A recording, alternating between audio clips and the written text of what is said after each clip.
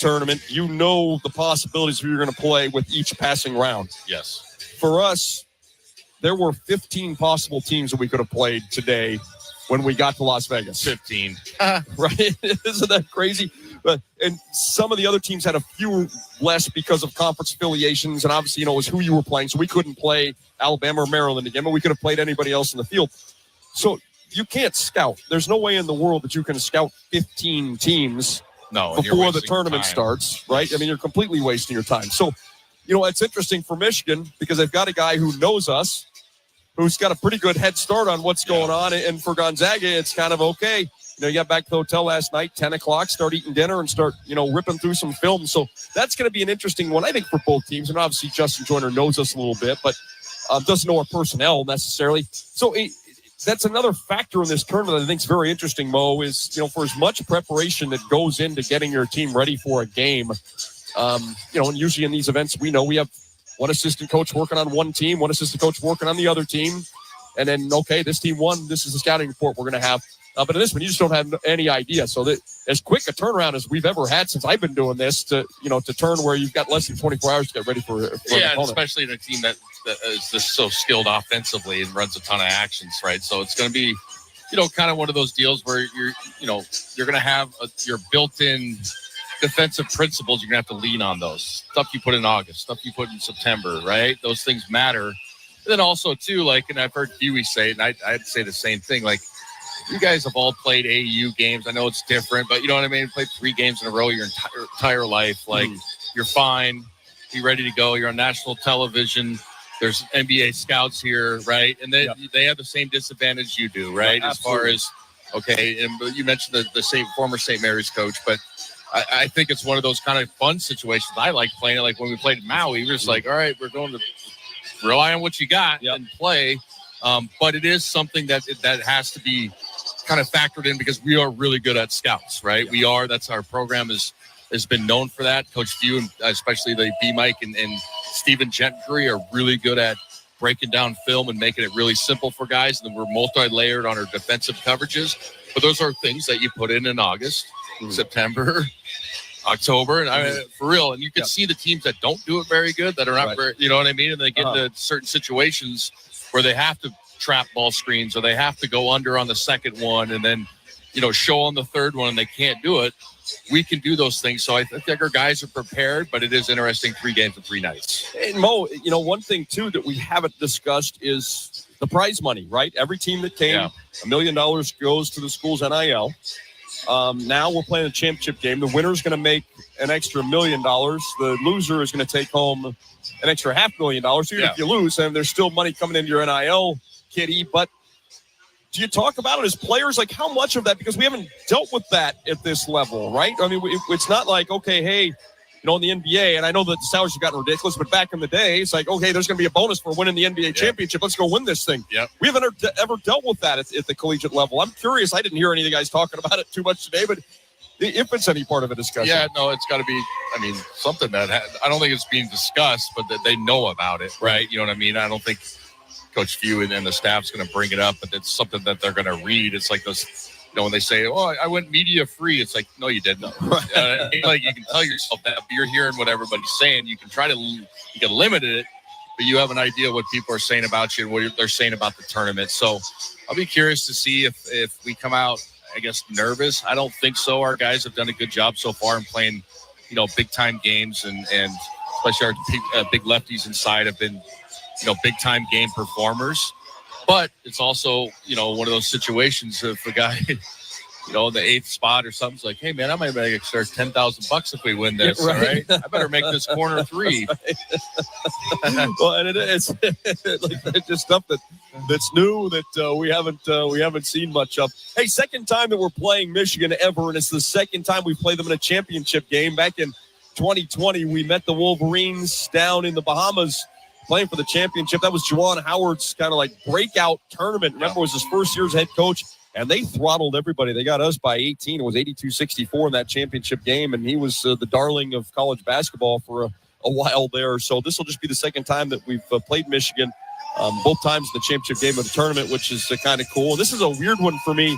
Over the years, for as good as we've been over the last 25 and for as good as Michigan's been since, forever, that we haven't seen them that much. Yeah, it's kind of one of those teams that if you went, talk about blue blood, they're in that conversation, right? And so, it is curious that, because we're invited to the same style of tournaments all the time. It'd be interesting if we ever got a series with them. All right, we'll play in Detroit and you come play us in Seattle or something of that nature. You never know. It could come to that because both styles are really good. Both coaches are, young at heart. Coach View's still a young man, coach-wise. You know what I'm saying? Like, so he'd go out and challenge themselves, and they would do the same thing as both programs that travel well is what I'm trying to get at. So, I don't know. It is weird that we've only played them twice, and that was the game. Remember when the band came across the Bahamas right in front of our broadcast, and we had to scream at each other for 2 minutes, and I still have PTSD from that thing. That thing was crazy. Well, but if that's the case, this is getting it going again. They did throttle us. They throttled us. That was the Hunter Dickinson. Who else was on that team? That was Franz Wagner. Yep. That was a really good Gonzaga team that year too. That was kind of Joel Ayayi's breakout year, or breakout game. Yeah, that's when we had. Remember Ryan Woolridge came in and took over at Admon. What we lost? We were 29-2, maybe. Yeah. We're going to be number one seed in Spokane, and then that COVID thing happened. And kind of ruined everything. Only time that the two schools have met was back in that year. Michigan won that basketball game. Zags and Michigan starting a few minutes late, getting ready to go. Calling all Zags fans 12 and younger. Are you a member of the American Junior Zag Club? For $35 annual membership fee, you're going to receive GU swag invites to exclusive Junior Zag parties and tickets to select women's basketball games, as well as complimentary admission to all regular season soccer, volleyball, and baseball events. Register now at gozags.com/Junior Zag Club. Coach View next. You're listening to Gonzaga Bulldog basketball from Learfield. Hi, it's Eva Longoria, and let's be real. After 40, we should ask for more from our skincare. I swear by Revitalift Triple Power Moisturizer by L'Oreal Paris. With vitamin C, pro-retinol, and hyaluronic acid, it reduces my wrinkles, firms, and brightens. And it's not a procedure. It's just a hardworking moisturizer. Revitalift Triple Power Moisturizer by L'Oreal Paris. Grab it today in fragrance-free or with SPF 30. Available at your local Ulta Beauty. Hey, adults with moderate to severe Crohn's disease, are your Crohn's symptoms keeping you out of the picture? Get back in it with Skyrizi. Control is everything to me. With Skyrizi, you can feel significant symptom relief, including less abdominal pain and fewer bowel movements. Individual results may vary. Skyrizi can help deliver remission and visibly improve damage of the intestinal lining. Don't use if allergic to Skyrizi. Serious allergic reactions, increased infections, or lower ability to fight them may occur. Before treatment, get checked for infections and tuberculosis. Tell your doctor about any flu-like symptoms or vaccines. Liver problems leading to hospitalization may occur when treated for Crohn's. Ask your gastroenterologist today about Skyrizi, the #1 prescribed biologic in Crohn's disease. Control is everything to me. Check out GoSkyrizi.com today. The holidays mean more travel, more shopping, more time online, and more personal info in more places that could expose you more to identity theft. But LifeLock monitors millions of data points per second. If your identity is stolen, our US-based restoration specialists will fix it, guaranteed, or your money back. Don't face drained accounts, fraudulent loans, or financial losses alone. Get more holiday fun and less holiday worry with LifeLock. Save up to 40% your first year with promo code NEWS. Visit LifeLock.com. Terms apply.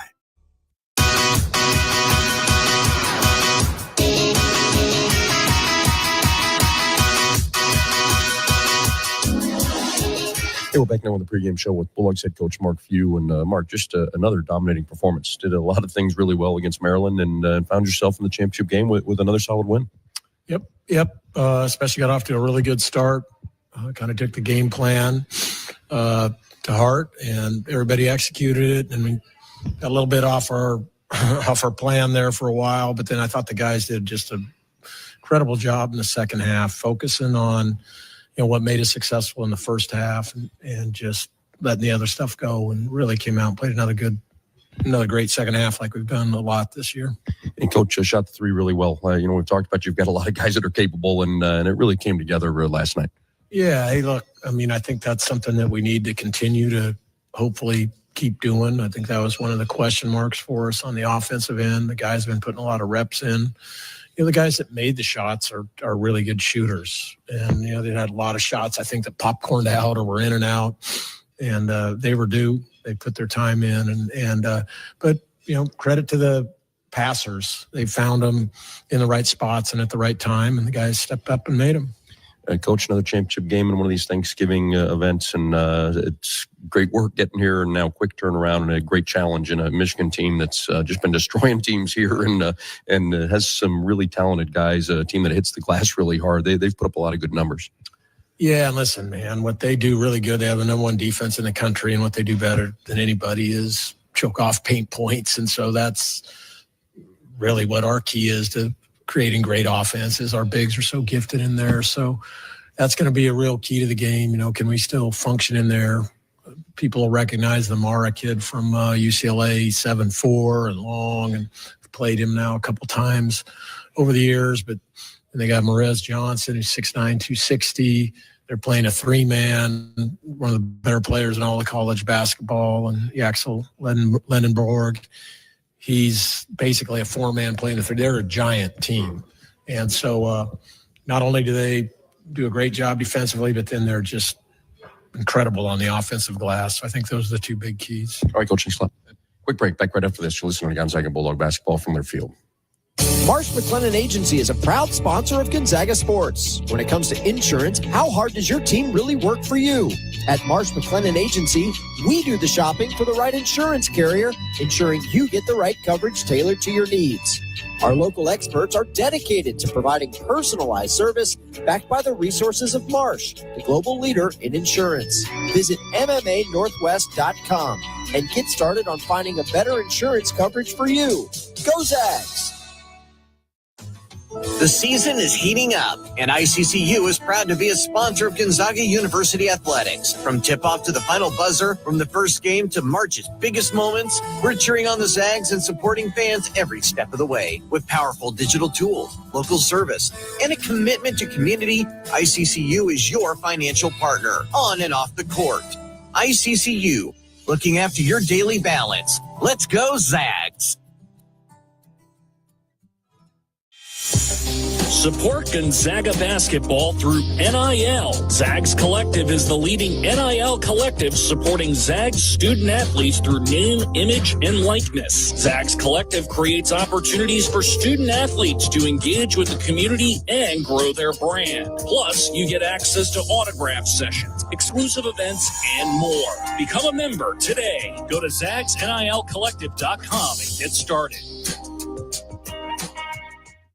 Every year, the crowds go crazy for the Cal Triple Play of the Day, where you can get tricked out cool trucks or sporty SUVs just in time for winter. And this week, you'll get to delay all payments until next year. Get a minimum $2,000 trade-in value for your old ride, plus get a 2-year service maintenance program with every vehicle sold, which is a triple play opportunity this week at both Cal locations. On the Gonzaga Sports Network, tip-off is just moments away. Now, let's go courtside.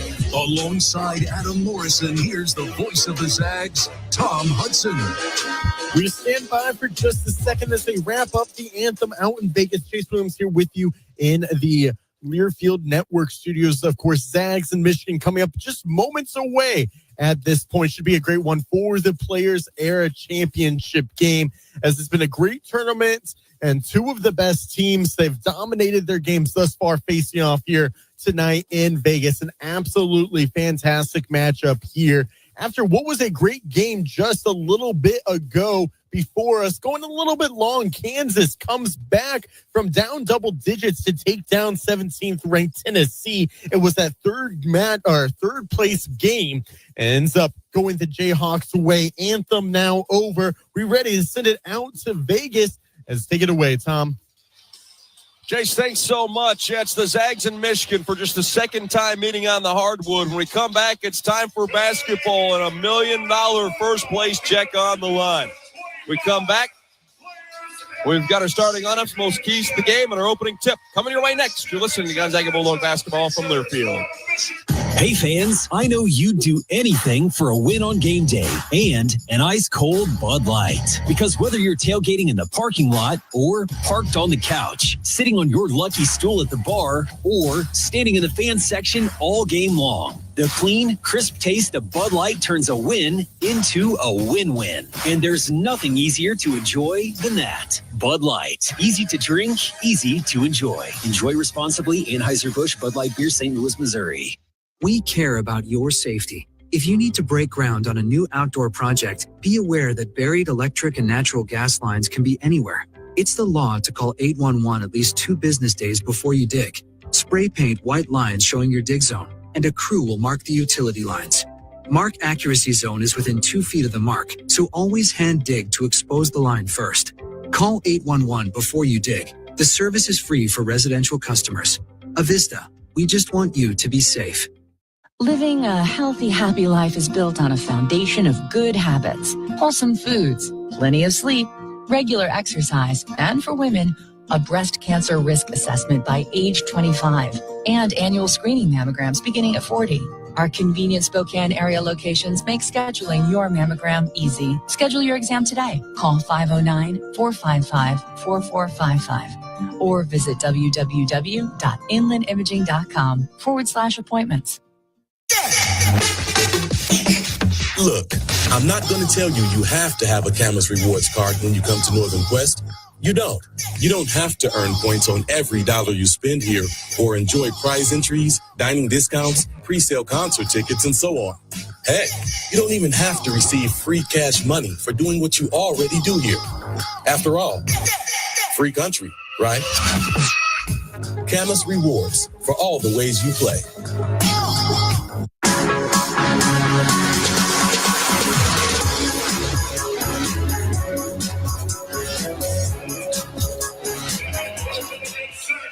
Ranked Gonzaga, number 7 Michigan, getting ready to go here in Las Vegas to wrap up the Players Era Championship. First, for the Michigan Wolverines, we look at our starting lineups. It'll be Elliot Cadeau as the starting point guard, the transfer from North Carolina. Joining him in the starting backcourt will be Namari Burnett. Started his career at Texas Tech, then went to Alabama, and now here he is playing for Dusty May at Michigan, averaging 9 points a game. On the wing, it'll be the do-everything Yaxel Lendeborg, 6'9", 240-pound grad transfer, 15.3 points, 7 rebounds, 3.5 assists per game. Started his Division I career at Alabama Birmingham. Marez Johnson Jr. will be the starting power forward at 6'9", 250 pounds, averaging 13.5 points, 7 boards per game. And in the middle, it'll be the former UCLA Bruin. We played against him a couple of times.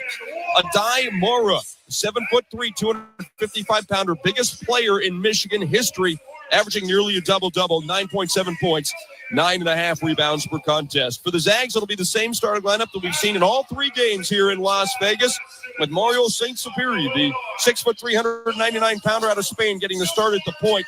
He'll be joined in the backcourt by Adam Miller, a 6'3", 200-pounder, averaging just under 10 points a game, making his 7th start of the season. On the wing, it'll be Tyon Grant Foster. Tyon is 6'7", 220-pounder, averaging 12.6 boards per game. On the front line, we'll see Braden Huff, the 6'10", 250-pounder, 16 points, 5.1 rebounds per game. Braden has made 18 of 22 field goal attempts here in the first 2 games in Las Vegas. Graham Ike starts in the middle, 6'9", 250-pounder, has also been efficient for the Bulldogs here. Leads Gonzaga with 9 rebounds per game.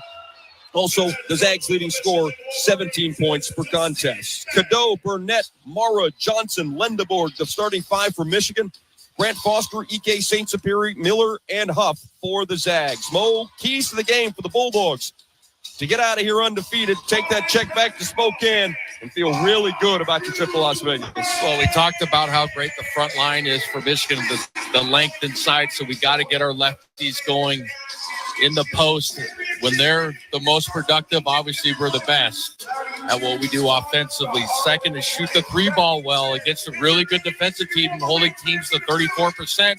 We shot it well last game, and previously we got to continue that trend right now. We haven't shot it great all season, but in this tournament we have. Third, most important, Michigan is plus 14 average on the rebounding battle. We have to be able to control the glass. Let's look at our keys to the game as the teams come out of their huddles. The Zags, as the lower-seeded team, will wear the road blue uniforms with the red and white trim. Gonzaga across their chests, their names in white on the backs of the jerseys. Michigan comes out in the home whites with the blue and maize trim. Michigan written across their chest in block lettering. Names in blue on the backs of the uniforms. Gonzaga moves left to right in the first 20 minutes. Keith Kimball, Jeb Hartnell, Gregory Nixon, the officials for tonight's game. Michigan controls the opening tip, goes to work first on offense. It's Cadeau giving up right side for a quick three, and it rattles home for Lindeborg. Well, it took them all of about 8 seconds to score the first basket of the night. Lindeborg, 28 of his 53 shots this year from behind the three-point line. Big body, but he can shoot it. Here's St. Superior between the circles. The Zags move left to right. Gives it up right side to Huff at the three-point line. Short pass back to the freshman point guard. Dribbles to the right side, back out to Huff. He's going to look to answer. Deep three comes up short, and the rebound is secured by Lindeborg.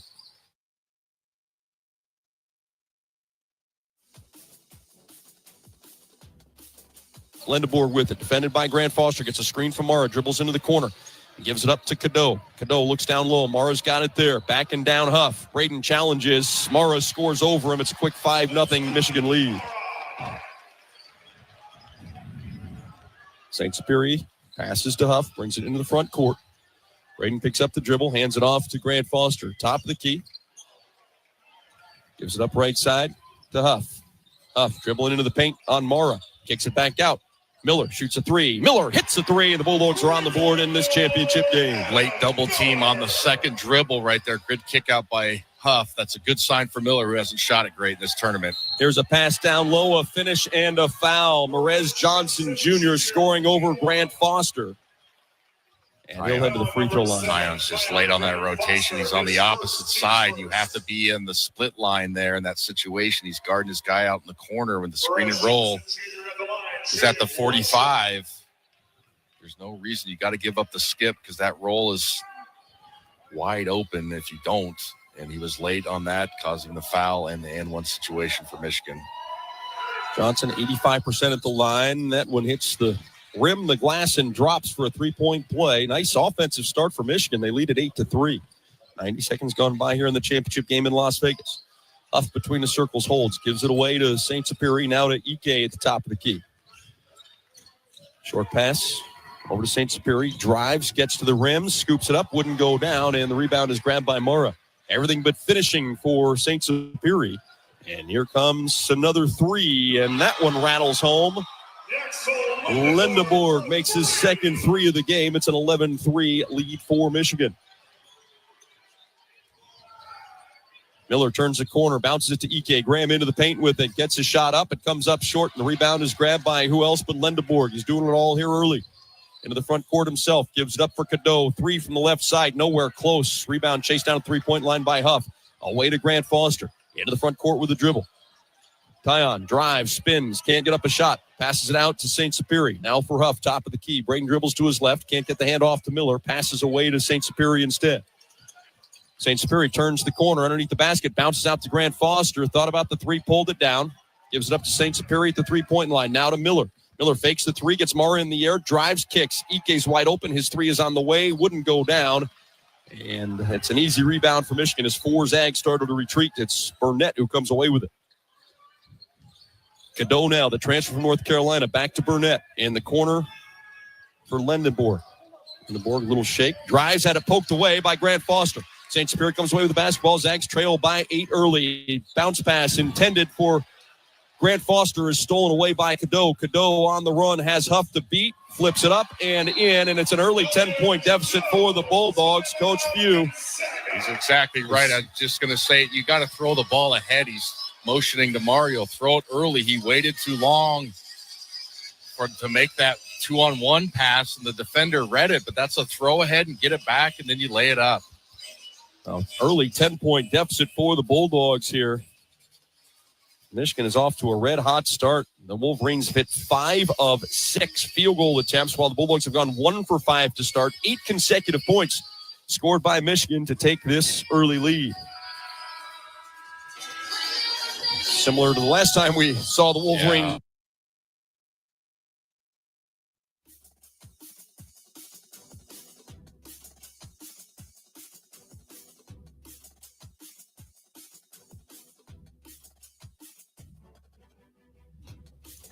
some technical difficulties out in Vegas currently as we wait for Mo and Tom to connect back to us. Currently, it's a little bit of early timeout, 16:49 to go. We'll just send it back out to Vegas.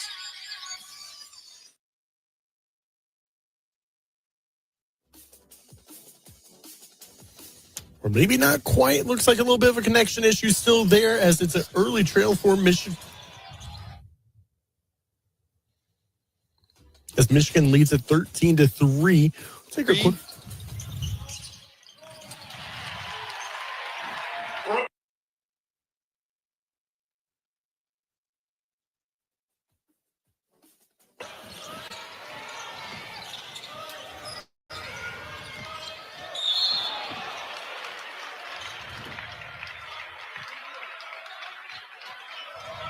Foul the Bulldogs, number 15, Graham Ike, his first, team second.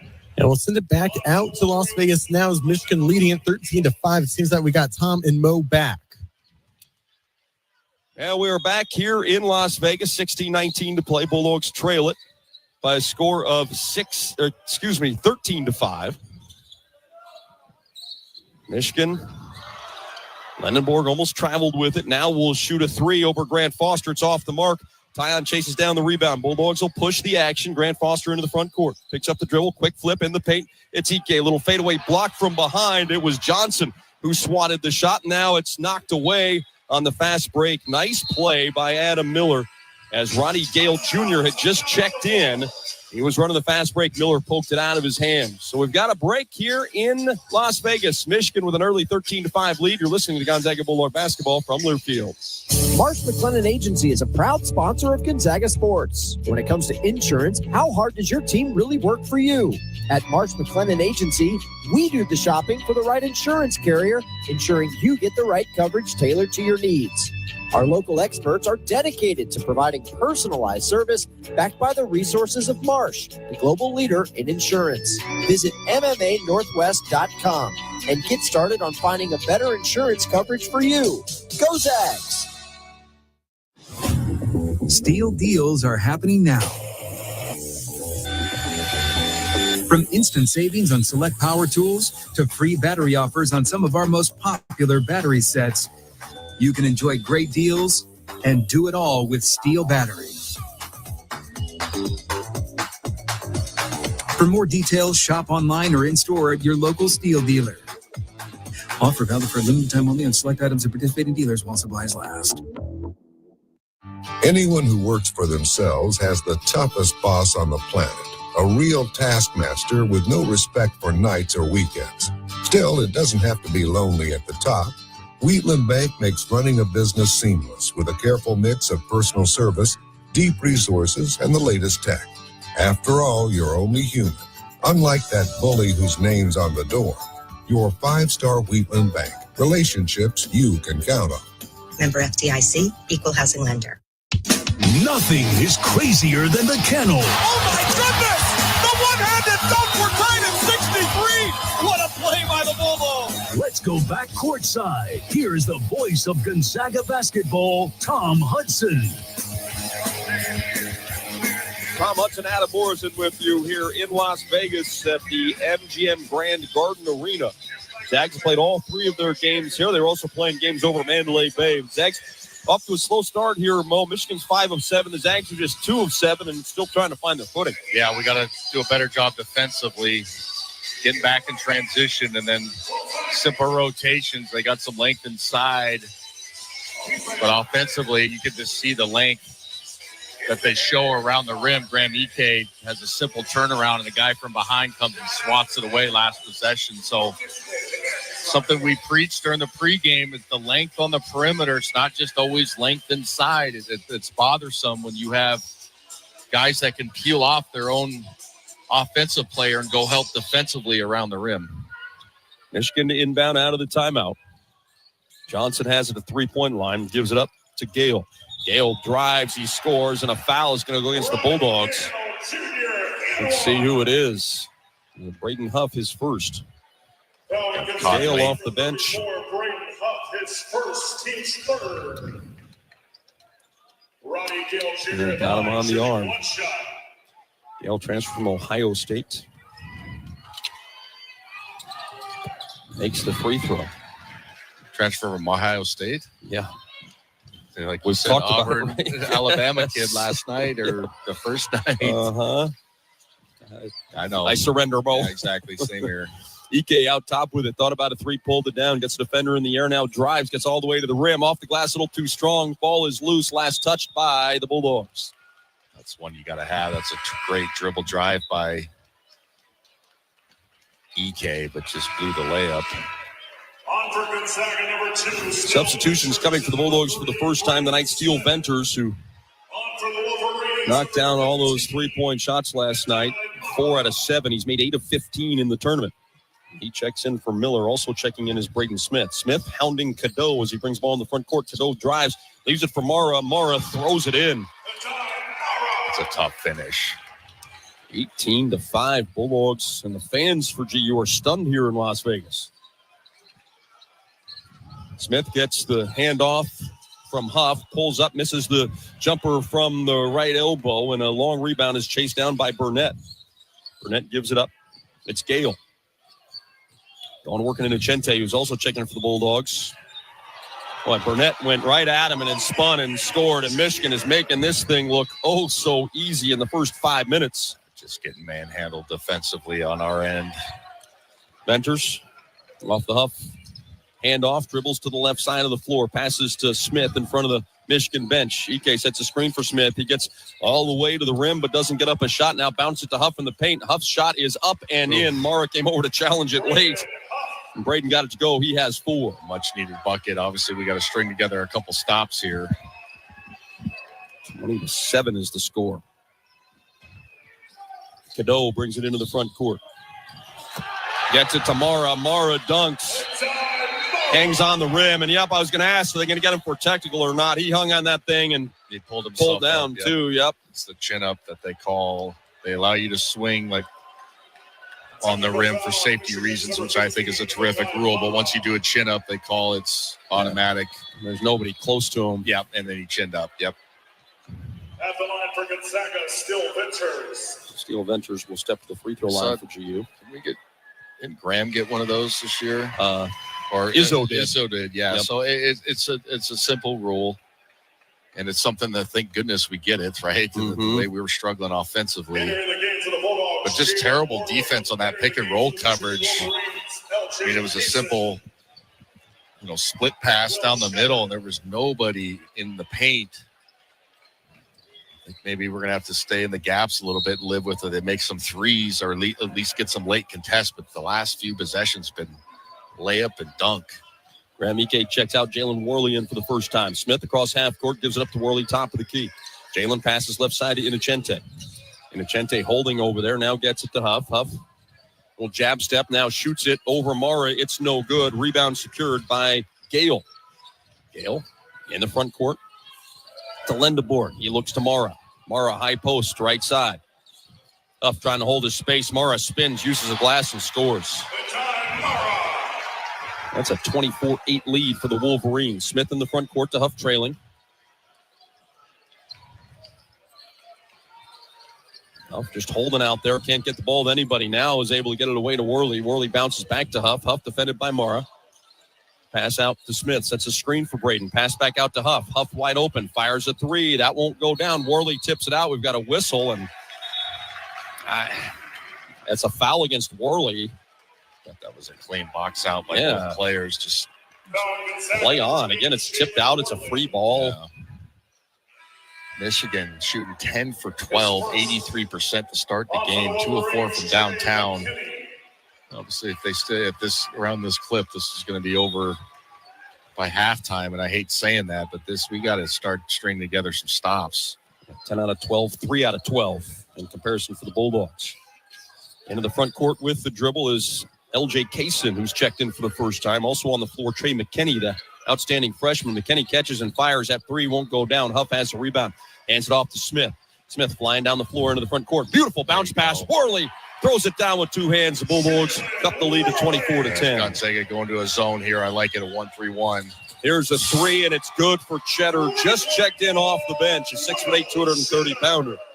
That's all he does. 20 of his 25 shots coming in from behind the three-point line and got a wide open look. Smith dribbling to his right. Fakes a handoff, picks up the dribble. Free throw line pass for Huff. Huff gives it back to Smith. Smith dribbling to the left side. Spins, gives it up to Inocente. Into the paint, shot up and in over Mora. Well, need one or two of those to go in over the big fella, so he settled down in there. Yes. 27-12. Guys are reluctant to shoot. Understandably so. Mara's got the ball now. High post. Hook shot over Huff. Comes up short. Smith rebounds. Tips it to himself and controls. As the Bulldogs running. Bounce pass. Beautiful look. Inocente lays it up and in. Braden Smith providing a spark early off the bench for the Zags, who trail by 13. Yeah, two terrific lead bounce passes to get layups in transition. Michigan with the ball. Kaysen holding between the circles. Looks back off into that 2-3 zone again. Kaysen trying to penetrate. Denied by Worley, but he gets it back. Extra pass. Mara had it blocked by Worley, but Jalen's going to be whistled for the personal foul. Now we have an official timeout here in Las Vegas. Zags maybe settling down a little bit, but dug themselves one heck of a hole. They've trailed by as many as 16. They trail 27-14 right now. 11:34 to play first half. You're listening to Gonzaga Bulldog basketball from Learfield. Hey, adults with moderate to severe Crohn's disease, are your Crohn's symptoms keeping you out of the picture? Get back in it with Skyrizi. Control is everything to me. With Skyrizi, you can feel significant symptom relief, including less abdominal pain and fewer bowel movements. Individual results may vary. Skyrizi can help deliver remission and visibly improve damage of the intestinal lining. Don't use if allergic to Skyrizi. Serious allergic reactions, increased infections, or lower ability to fight them may occur. Before treatment, get checked for infections and tuberculosis. Tell your doctor about any flu-like symptoms or vaccines. Liver problems leading to hospitalization may occur when treated for Crohn's. Ask your gastroenterologist today about Skyrizi, the #1 prescribed biologic in Crohn's disease. Control is everything to me. Check out GoSkyrizi.com today.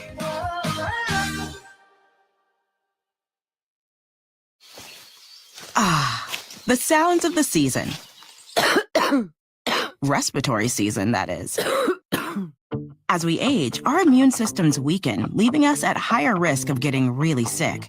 Vaccines like flu, COVID-19, pneumococcal pneumonia, and RSV can help train and strengthen your immune response. Ask your doctor or pharmacist if you're eligible for more than one vaccine when getting a flu shot. Check eligibility and book at vaxassist.com. Sponsored by Pfizer.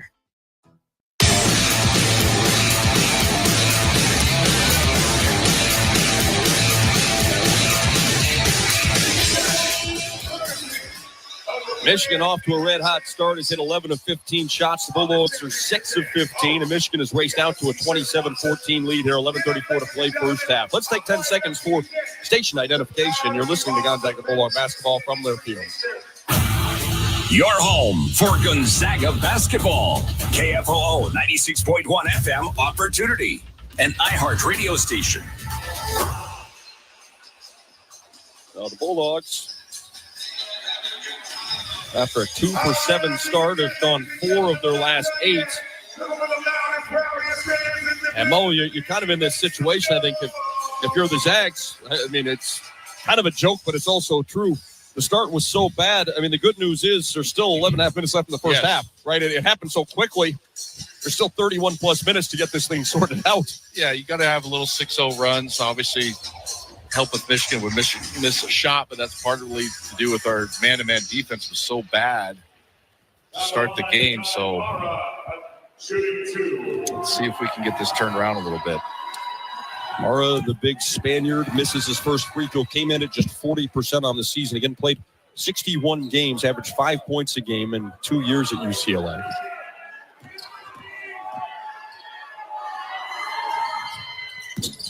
Goes 0 for 2. Ike had his hands on the rebound, knocked away from behind by Ledenborg. And it's going to be Gonzaga basketball. So Ike is back in there with Venters, Inocente, Smith, and Worley. Mara. Oh, they're going to review it. Checks out of the game, and Michigan is going to review that call. And again, you get one review challenge. If the challenge is correct, you get the challenge back. If you lose the challenge, this is considered a timeout. So you lose your timeout and you cannot challenge again. And Mo, here's my problem now. It was interesting. I was watching I think it's going to be Michigan ball. Well, we'll see a different angle. It looked like maybe Graham was last to touch, but I was watching the championship game in Maui, and the Arizona State players started screaming at Bobby Hurley, challenge. So, everybody's got the iPad now with the DV system where you can record the games and you can see what's going on. So there are video guys sitting behind the bench and watching it and then telling them whether or not to challenge. I don't like that rule. I think you should have to be able to say, we saw that, we want to challenge, not go back and look at the replay. Yeah, most teams are doing it using the technology. We did it against Arizona State that one time, and Huey was turning around. And he's like, "What is it? What is it?" Mm-hmm. You know what I mean? And like telling the guys to get it. But I agree. It's kind of a cheat of the rule, but. There's 79 polos behind every bench now. You might as well use everything you can get. And, and it is the rule, and it's not. I'm not suggesting that Michigan's doing anything wrong, but and the irony was actually Arizona State lost the challenge. Yes. Yes. But I do think that it's hard because again, you get in these situations. What if your iPad's working and my iPad is not working, or what if your iPad is working faster, or if I'm at home, maybe I set yours up. Yeah, exactly, right? That'd be crafty. If you were a home team and you just turned it off just to be sure. You know what I mean? Yep, exactly. Well, that's interesting. They made the call stand. I thought looking at those couple different angles, Graham was last to touch. Well, but it's also one of those where it has to be irrefutable visual evidence. Mm-hmm. That's a good point. First down, Seahawks. So the Zags get the ball. Michigan out of challenges, and Michigan also loses a timeout. Smith gets a screen from Mike out top. Passes back to Graham in a little pick and roll. Challenge. Graham misses. A little too strong. And the rebound is tipped around, controlled by McKinney. Freshman brings up the floor himself to Kaysen. Back to McKinney. Wide open look. Straightaway three on that. He is a shooter. And it's a 30-14 lead. Zags again trailing by 16. Their biggest deficit of the night. Smith drives, kicks out to Ike, double pumps, shoots the three. It won't go down. Rebound tipped by Worley, but controlled by Michigan. Burnett comes away with it in the front court to Kaysen.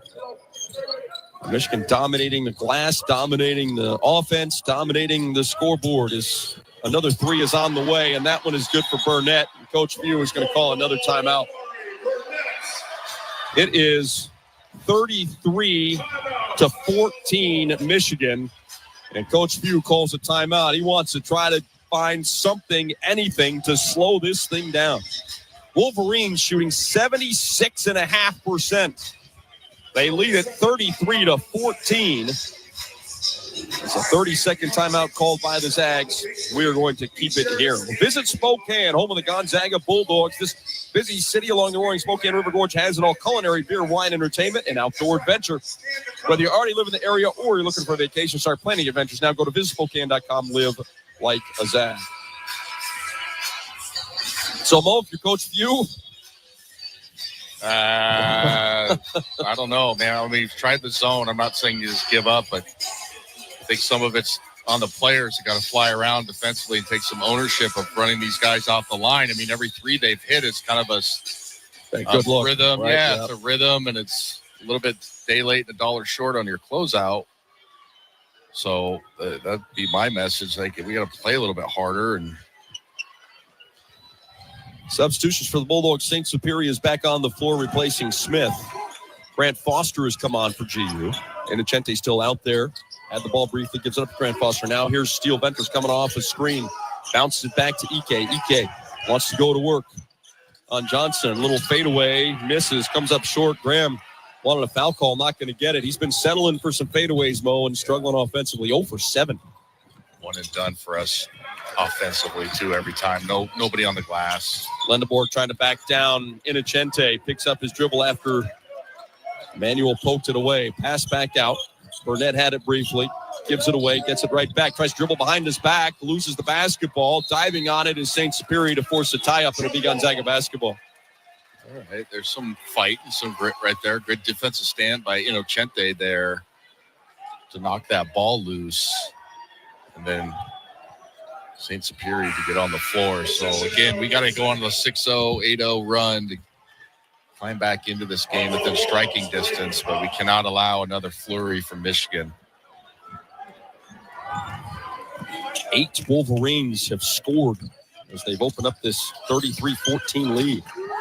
St. Superior dribbles to his right. He's at the three-point line. Skips it left corner into Chente. Out to Huff for St. Superior again.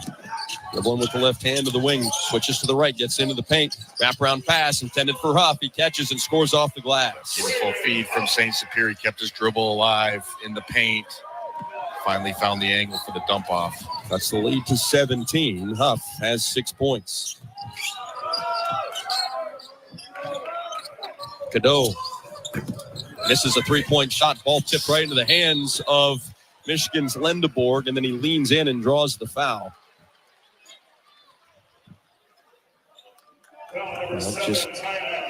It goes without saying,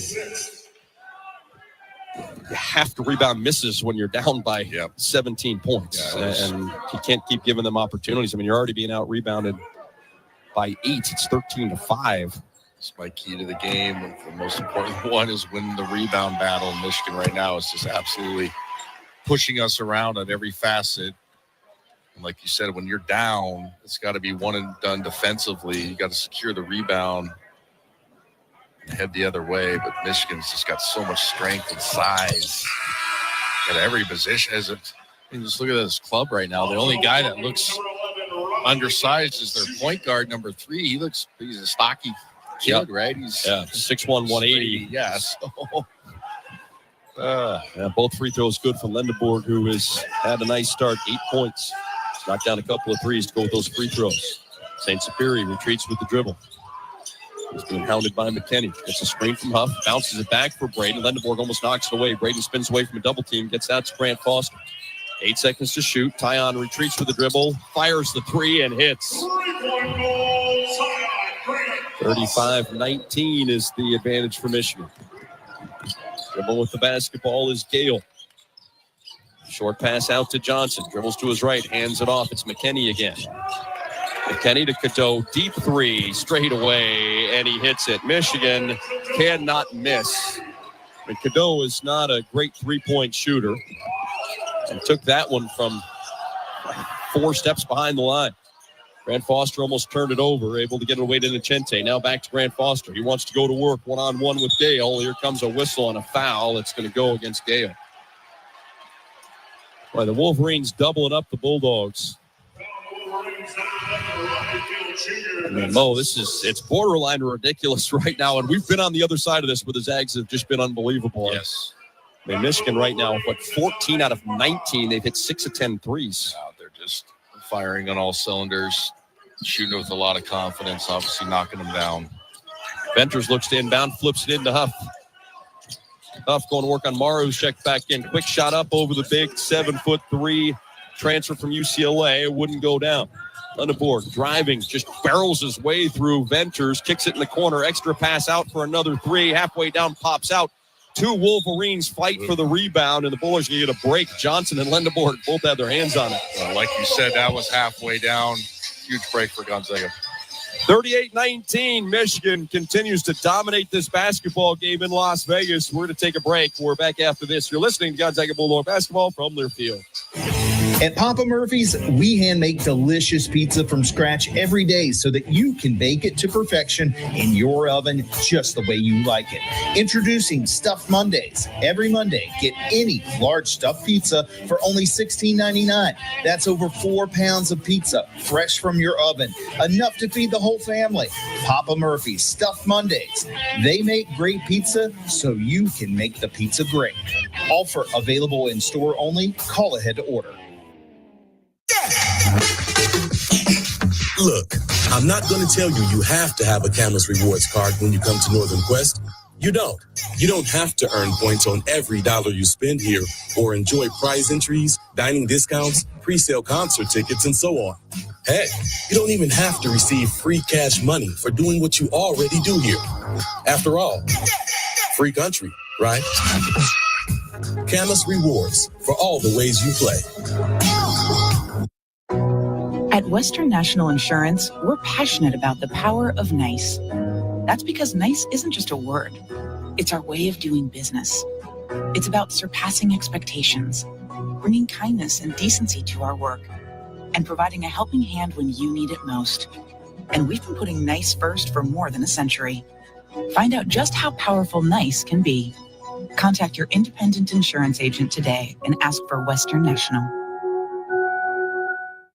Zags basketball lives here on the Gonzaga Sports Network from their field. Let's go back courtside. Now, alongside first-team All-American Adam Morrison, here's the voice of Gonzaga basketball, Tom Hudson. It is still all Wolverines here in the championship game of the Players Era Championship in Las Vegas. 38-19. The Zags trail with 7:59 to play in the first half. Gonzaga basketball is sponsored by Pacific Source with health coverage for individuals, families, employers, and Medicare eligibles. Pacific Source is the local health plan that does what's right, not just what's required. So again, Michigan continues to shoot the ball out of this world. 14 out of 20 for 70%. They've hit 6 of 11 from behind the three-point line, 4 out of 6 from the free throw line. The Bulldogs are 8 of 21 shooting the basketball, 2 of 6 from 3. They've made their only free throw attempt so far tonight, plus 8 on the glass for Michigan at this point. No second chance points being a factor now because there are none to be had. The ball's going in the rim. St. Sperry across half court under heavy pressure from Cadeau. Gets a screen from Huff. Cadeau fights through it. Here he goes again. And now he's going to be whistled for the personal foul.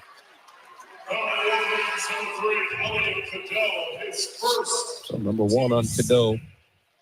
Just a second personal foul. It's another one of those things, Mo, and you can tell looking at Michigan. I mean, they're going to be aggressive and physical on the defensive end. That's only the second personal foul. Yeah. He fought over 2 ball screens there and finally got a foul, but that's just great effort. I got to be fair. Great defensive team. We talked about it. Ace Miller back in the game, receives the inbound pass from Innocente, gets a screen from Huff, dribbles to the free throw line. Bounces it to Huff. Huff defended by Mara. Can't get up a shot, kicks out to Miller. He fires. 3 won't go down, and then we're going to have a foul call. It's going to go against Johnson as he threw Ike to the ground. And you have to think they're going to go look at this. They have to, yep. Excessive. That wasn't a Graham got bumped. That was, he was thrown to the ground. Yeah, we're going to get a look at this. Oh, and he's got him wrapped up around his arm, too. Yeah, that's going to be a flagrant 1. So yeah, at least, right? Get something out of this. Get a little momentum. Just mold that hook up underneath the arm. Look at that. So he's got him. And it's a hook and hold. Yeah. It's automatic. Good job by Graham not reacting, right? Yep. Those are the ones that you want to get in the guy's face and tell him if you do that again, all right, I think your mom is not a very cool person. The review will take place, but first, the Michigan staff is asking for not just a clarification, but Dusty May is saying that it was Graham who initiated the contact, and that's all well and good, but you can't throw somebody. It's a hook and hold. Yeah. Too. It's an emphasis. Yeah, Graham had his arm up, but the defender got his arm underneath and threw him to the ground. So we've seen the replay. Let's see if they show it to us again, but it's pretty easy. They are going to show it to us now. I mean, yeah, I don't understand what the argument would be. There will be a flagrant 1. And that's free throws for the Zags. Yeah. Hook and hold is an automatic. It's something that I think it's necessary in college basketball because it's what creates injuries, and then it's the momentum and you can really hurt somebody where you kind of take them off their feet and they don't have a balance to fall the right way or their legs get tangled. And Keith Kimball, who is our lead official, just brought all the players around, but specifically had Graham and Merez Johnson together, and I think was telling both of them to stop. And now he continues his conversation with Johnson as Graham makes the first free throw.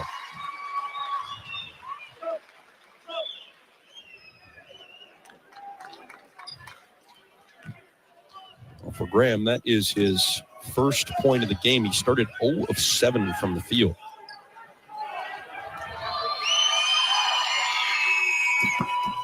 Graham gets 1 out of 2. Second one rolled off the rim.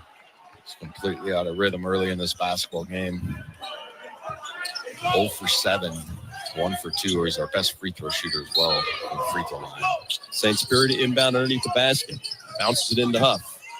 Huff picks up his dribble, kicks it out to Grant Foster. Thought about a 3, pulled it down, drives underneath the basket, challenges Mara, who blocks the shot and just calmly takes it down and hands it off to Cadeau. Get it in the front court with the basketball now. It's Kaysen off the bench. Passes it to Gale. Gale down low. Hook shot. Barely draws iron. Shot off the mark for Johnson. Rebounded by Huff. St. Superior into the front court. One-handed pass down low. Grant Foster throws it down with 2 hands. Couple of Wolverines collided. The Bulldogs cut the lead to 16. Under 7 minutes to play now here in Las Vegas. Cadeau between the circles, gets a big screen from Mara, dribbles to his left. Now dribbling all the way to the rim. Shot rejected by Ike. Huff comes away with a loose ball. Bulldogs have numbers if they hurry. Pass up the left side.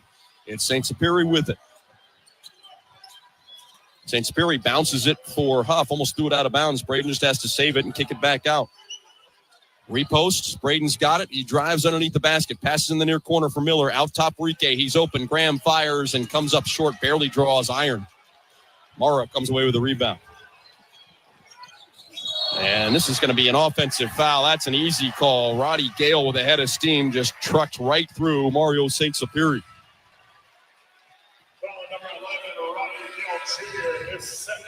That's just shoulder down. It's like they're playing Ohio State in the big game, Mo. I mean, that's not even a fullback dive. Goodness gracious. Zags have the ball trailing by 16. We have 6:12 to play first half. Braden Smith has checked back into the game for St. Superior. Into the front court quickly to Grant Foster. Out top for Huff. Left side to Smith. Smith picks up his dribble to Miller out top. Miller into the paint, leans in, forces it, comes up short. Couple of bad shots, and now we've got a foul. It's going to go against the Bulldogs, and I think it's Graham Ike. It is, running back up the floor. He got tangled up with Ledenborg. Mara, his second personal. Correction, foul number 15, Graham Ike. Oh, that's a bad call, Mo.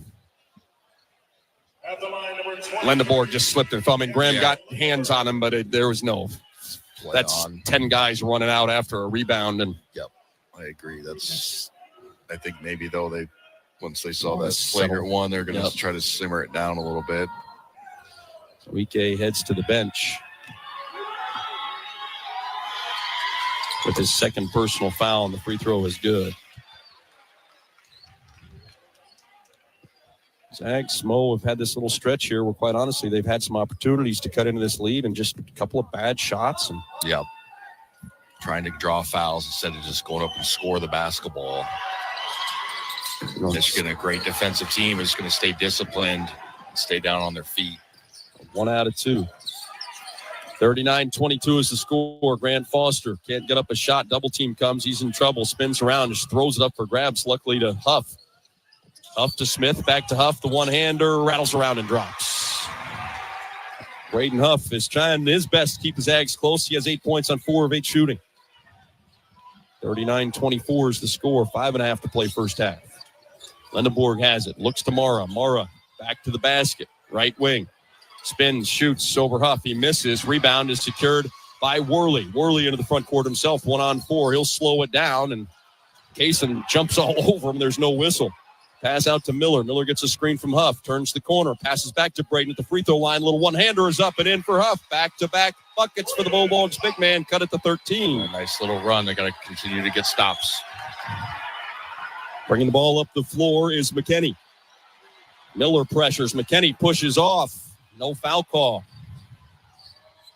McKinney picks up his dribble. Freshman fires it in the corner. Cheddar back on. He has taken 2 shots, and he's made them both. 42-26. 4:45 to play. Grant Foster, free throw line. Thought about the jumper and then threw it to Smith. Smith goes to Huff, and Braden scores again. Braden Huff, again, 6 consecutive Gonzaga points. Bulldogs trail by 14. There's Mara wide open down low. Worley comes over and blocks the shot out of nowhere. Smith with the basketball. He's across half court with it. Throws it left side. It's deflected by Mara out of bounds, and it's going to be Zag ball. Terrific play by Worley. I thought it was going to be a for sure dunk, hence the sigh, but there was not a blue shirt in the paint, Mo. Nowhere. No, he did a good job of getting over there and defending that at the rim. On from the Wolverines, number 21, Perez Johnson Jr. So Perez Johnson Jr. is going to check in for Mara. Gonzaga will inbound from in front of the Michigan bench. Miller will inbound. Passes into Grant Foster. Out to Smith. Bulldogs trail 42-28 as we approach 4 minutes to play first half. They have not led. It's been all Michigan. Huff sets a screen. Smith uses it. Passes it back to Braden. Another one-hander. Comes up short this time. And the rebound goes to Johnson. Johnson hands it off to Kaysen.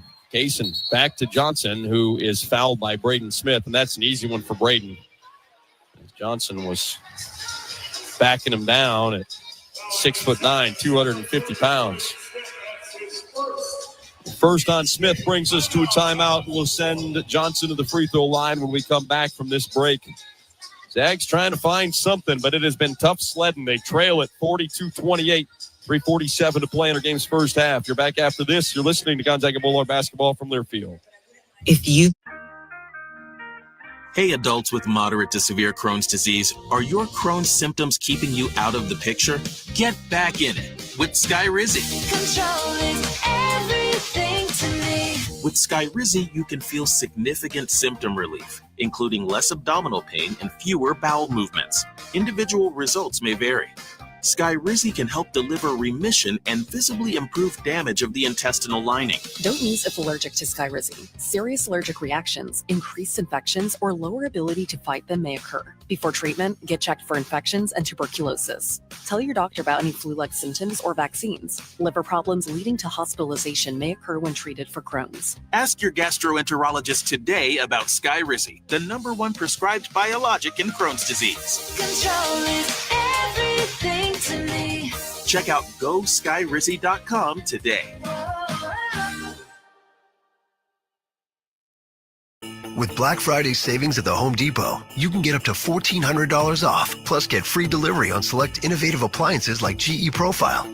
Add a touch of ease to your holiday with the all-in-one combo to wash and dry your laundry in one machine. And refrigerators with built-in convenient features like the dual dispense autofill water pitcher. Shop Black Friday savings on select GE Profile appliances, plus get free delivery now at the Home Depot. Free delivery on appliance purchases of $396 or more. Offer valid 11/5 through 12/3. U.S. only. See store or online for details.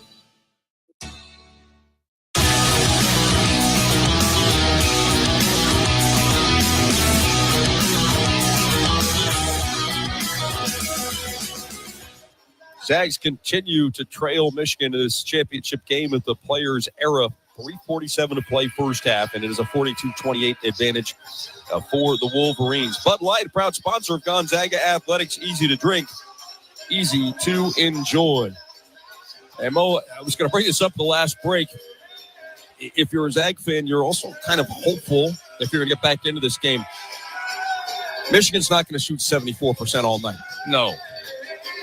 But again, as we've talked about, as their shooting percentage have started to come down a little bit, still shooting 60%, you have to, on the other end, score for yourself a couple of times and put a little bit of pressure on them and make them feel it. You got to have some 6-0, 8-0 runs, and then the rebounding. I mean, it's something that we preached in the pregame, and you can't, if you're trying to dig yourself out of a hole, you got to get, stop and grab the rebound to be able to go down the other end and get an offensive possession. Front end of a 1-and-1 won't go down. Huff had his hands on the rebound taken away from him, and the putback is good. Braden was a little bit off balance. And Lindenborg, who takes it away and scores. Needless to say, that can't happen. You're going to come back from a 14-point deficit. Grant Foster on the drive, too strong off the glass, but a whistle and he's fouled. Bulldogs have trailed by as many as 19 in this first half. They were down 38-19. LJ Kaysen, his first. LJ Kaysen whistled for the personal, and Grant Foster heads to the line. Grant Foster. Ty on 5 points on 2 of 3 shooting. 64% at the line this year, and that one pops out. Leaving a lot on the table, Mo.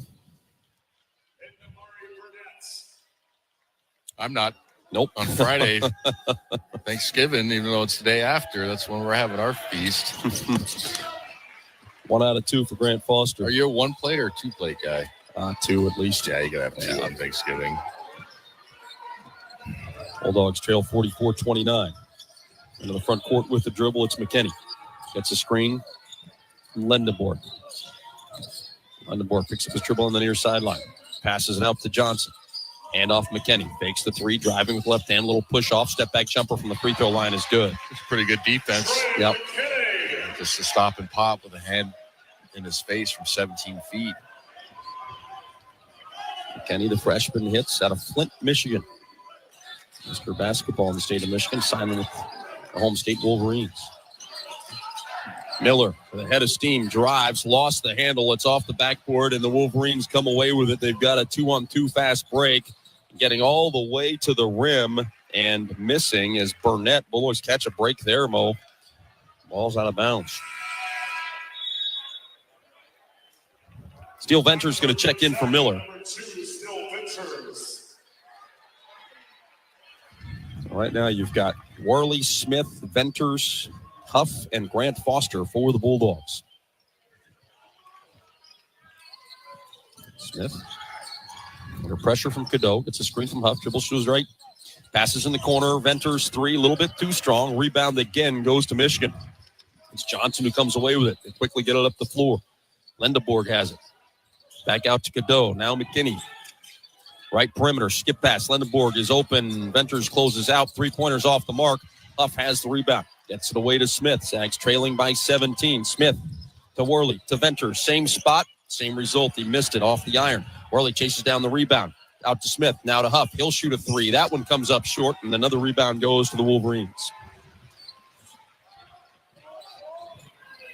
2 minutes to play, first half, 46-29. Here is a post-up by Lendenborg on Venters. They throw it right over the top for an easy 2. No weak side help at all. Terrible. Zags down by 19 again, tying their biggest deficit. Grant Foster off a screen from Huff, shoots a 3. It barely draws iron, and then bad shot. Kicks out of bounds. No rhythm offensively at all. The ball is staying on one side. A lot of dribble drives.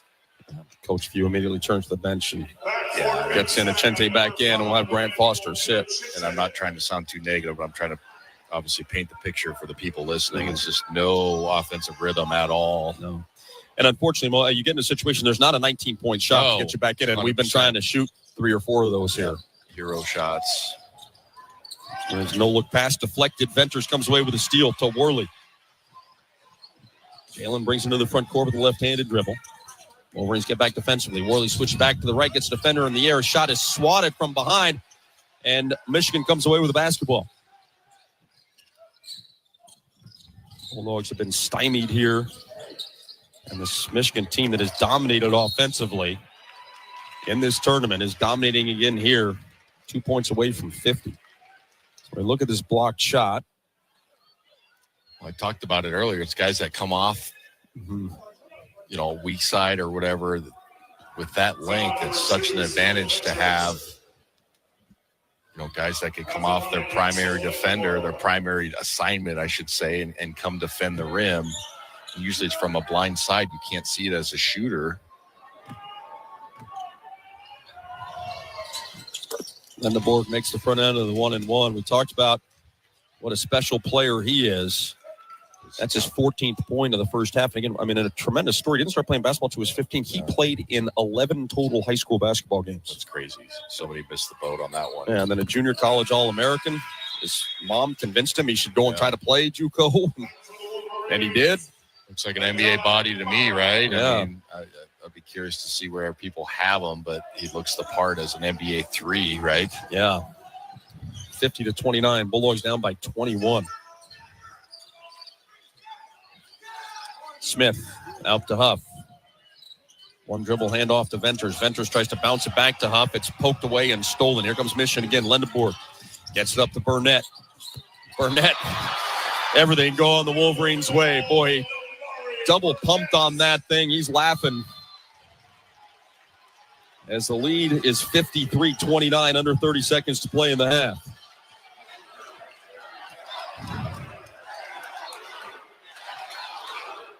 Michigan fans finally making some noise. They've been quiet, maybe as stunned as us at this barrage against the 12th-ranked team in the country. Smith bounced to Huff at the free throw line. One-hander, no good. Still a lot of time, 8 seconds to shoot.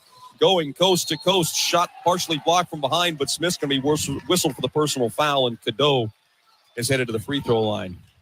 And again, Mo, I mean, the shot clock's off. You're holding. Yeah. And then you shoot with 8 seconds. It is discombobulated right now. Yeah, that's exactly the right word. Just uncharacteristic mental lapses defensively, and then plays like that. We talked about Pion shooting that three a couple possessions ago. That was just no rhythm. And then Braden, I know that's still a good shot, but just allowing Michigan to get a rebound and then take it to the length of floor, like 8-9 seconds, plenty of time. 9 straight points for Michigan. The Zags have missed their last 8 field goal attempts. Both free throws are off the mark. Huff comes away with a rebound, brings it up the floor. He's from three-quarter court and comes up short. Hey, if you're a Zags fan, it could not have gone much worse in the first 20 minutes of this championship game. 53-29 is the score. The Wolverines are on top. We're going to take a break. Back after this, you're listening to Gonzaga Bulldog basketball from Learfield. Hey fans, I know you'd do anything for a win on game day and an ice-cold Bud Light. Because whether you're tailgating in the parking lot or parked on the couch, sitting on your lucky stool at the bar, or standing in the fan section all game long, the clean, crisp taste of Bud Light turns a win into a win-win. And there's nothing easier to enjoy than that. Bud Light. Easy to drink, easy to enjoy. Enjoy responsibly. Anheuser-Busch Bud Light Beer, St. Louis, Missouri. Today's students are smart, savvy, and heading towards a future filled with possibilities. Education is the light that can help guide them on their path to fulfilling their dreams. That's why Washington's Lottery is a proud partner in the goal to promote college and career training. With every lottery game you play in the pursuit of making your dreams a reality, you're supporting the next generation of game changers who are using education as the way to reach theirs. Thanks for playing, Washington. Spokane International Airport is a proud sponsor of Gonzaga Athletics. The airport connects Zags fans and alums with over 60 daily departures to more than 20 nonstop destinations provided by 7 major airlines, as well as one-stop connections to most major metropolitan centers throughout the U.S. Real-time arrival and flight departure information is available at SpokaneAirports.net. Spokane International Airport, when it's time to fly.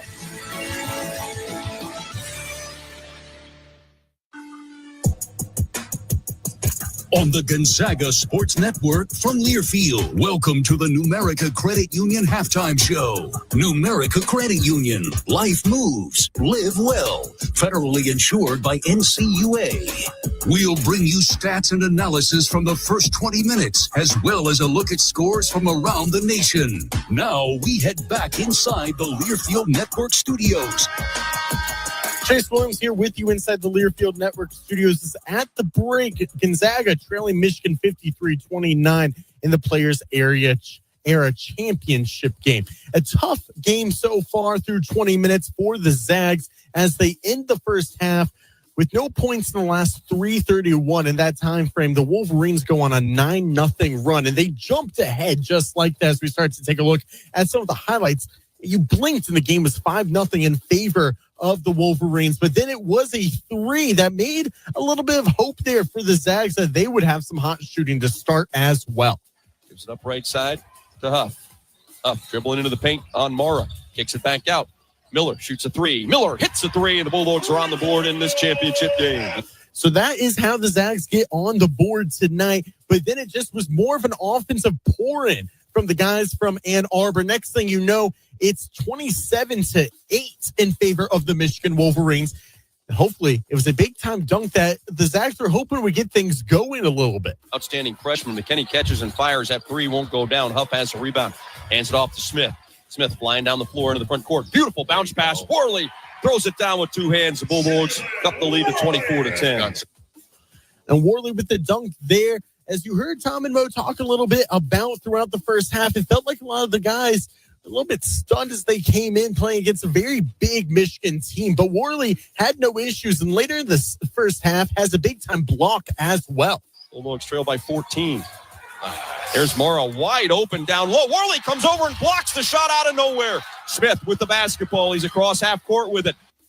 But in the end, again, it's a run from the Michigan Wolverines right before the break to push it back out to 53-29. The Zags with a lot of work to do. When we come back, we'll take a look at how the rest of the games have gone so far today in the Players Era Championship, as well as some things across the conference as well. You're listening to Gonzaga Bulldogs basketball from Learfield.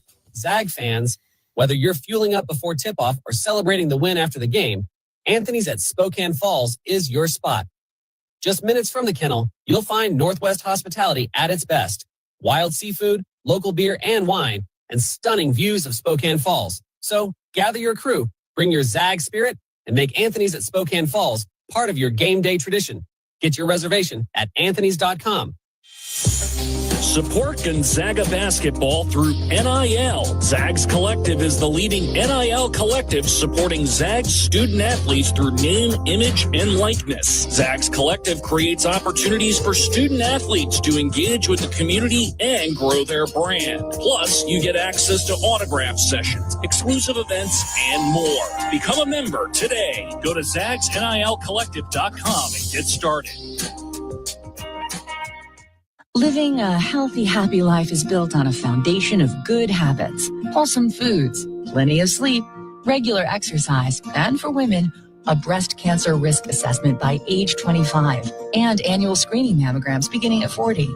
Our convenient Spokane area locations make scheduling your mammogram easy. Schedule your exam today. Call 509-455-4455 or visit www.inlandimaging.com/appointments.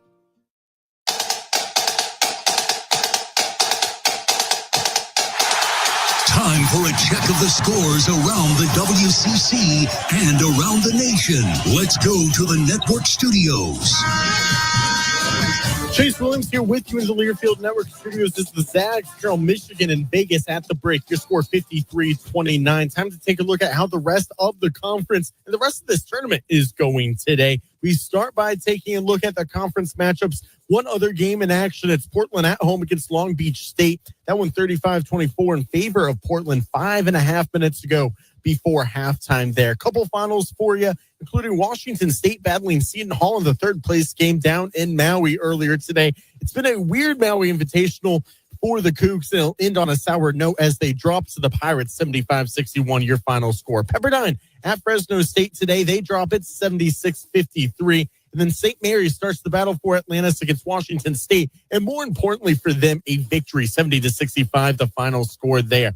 We take a look at the other games across the Players Era. One other game in action, just tipping off Baylor with a quick 2-zip lead over San Diego State. That one just a minute into it. And a little bit later on tonight, Maryland versus Alabama to wrap things up on this Thanksgiving Eve before a couple games tomorrow with Oregon versus Creighton and UNLV versus Rutgers. We take a look at how the rest of the games have gone so far today in the tournament. You have number 8 Alabama dominating UNLV. 115-76 was the final there. 15th ranked Iowa State did the same to Syracuse, 95-64, your final. Third ranked Houston, 66-56 over Notre Dame. And then you have Kansas coming from behind to upset 17th ranked Tennessee and give the Vols their first loss, 81-76. And then 21st ranked Auburn takes down the Johnnies, 14th ranked St. John falls, 85-74. Other games in the top 25, a couple finals for you. 19th ranked Kentucky at home against Tennessee Tech. That one, not an issue for the Wildcats, who the Zags will see soon. 104-54 the final there. 20th ranked Texas Tech does the same to New Orleans and Lubbock. 82-50 the final score. Number 24 ranked Vanderbilt stays undefeated in the first round matchup in the battle for Atlantis against Western Kentucky. 83-78 the final score there. And then wrapping up currently in Louisville from the KFC Yum Center, the Cardinals ranked 6th in the nation, leading at 85-35 over the New Jersey Institute of Technology, and just tipping off at halftime, 23rd ranked NC State and Texas down in Maui, 47-37. Right now, it is the Longhorns leading it currently. But again, Gonzaga trailing Michigan 53-29. Your halftime scores. We'll send it back out to site for stats after this. You're listening to Gonzaga Bulldog basketball from Learfield. Every year, the crowds go crazy for the Cal Triple Play of the Day, where you can get tricked out cool trucks or sporty SUVs just in time for winter. And this week, you'll get to delay all payments until next year. Get a minimum $2,000 trade-in value for your old ride, plus get a 2-year service maintenance program with every vehicle sold. It's a triple play opportunity this week at both Cal locations. Morning, Zoe. Got donuts. Jeff Bridges, why are you still living above our garage? Well, I dig the mattress, and I want to be in a T-Mobile commercial like you. Teach me, Savannah. Oh, no, I'm not really prepared. I couldn't possibly. At T-Mobile, get the new iPhone 17 Pro on them. It's designed to be the most powerful iPhone yet and has the ultimate pro camera system. Wow, impressive. Let me try. T-Mobile is the best place to get iPhone 17 Pro because they've got the best network. Nice, Jeffrey. You heard them. T-Mobile is the best place to get the new iPhone 17 Pro on us with eligible trade-in in any condition. So, what are we having for lunch? Dude, my work here is done. 24 monthly bill credits on experience beyond for well-qualified customers plus tax and $35 device connection charge. Credits ended, balance due if you pay off earlier. Cancel finance agreement iPhone 17 Pro 256 gigs, $1,099.99 and new line minimum $100 plus a month plan with auto pay plus taxes and fees required. Best mobile network in the U.S. based on analysis by Ookla Speed Test Intelligence data 1/2025. Visit T-Mobile.com.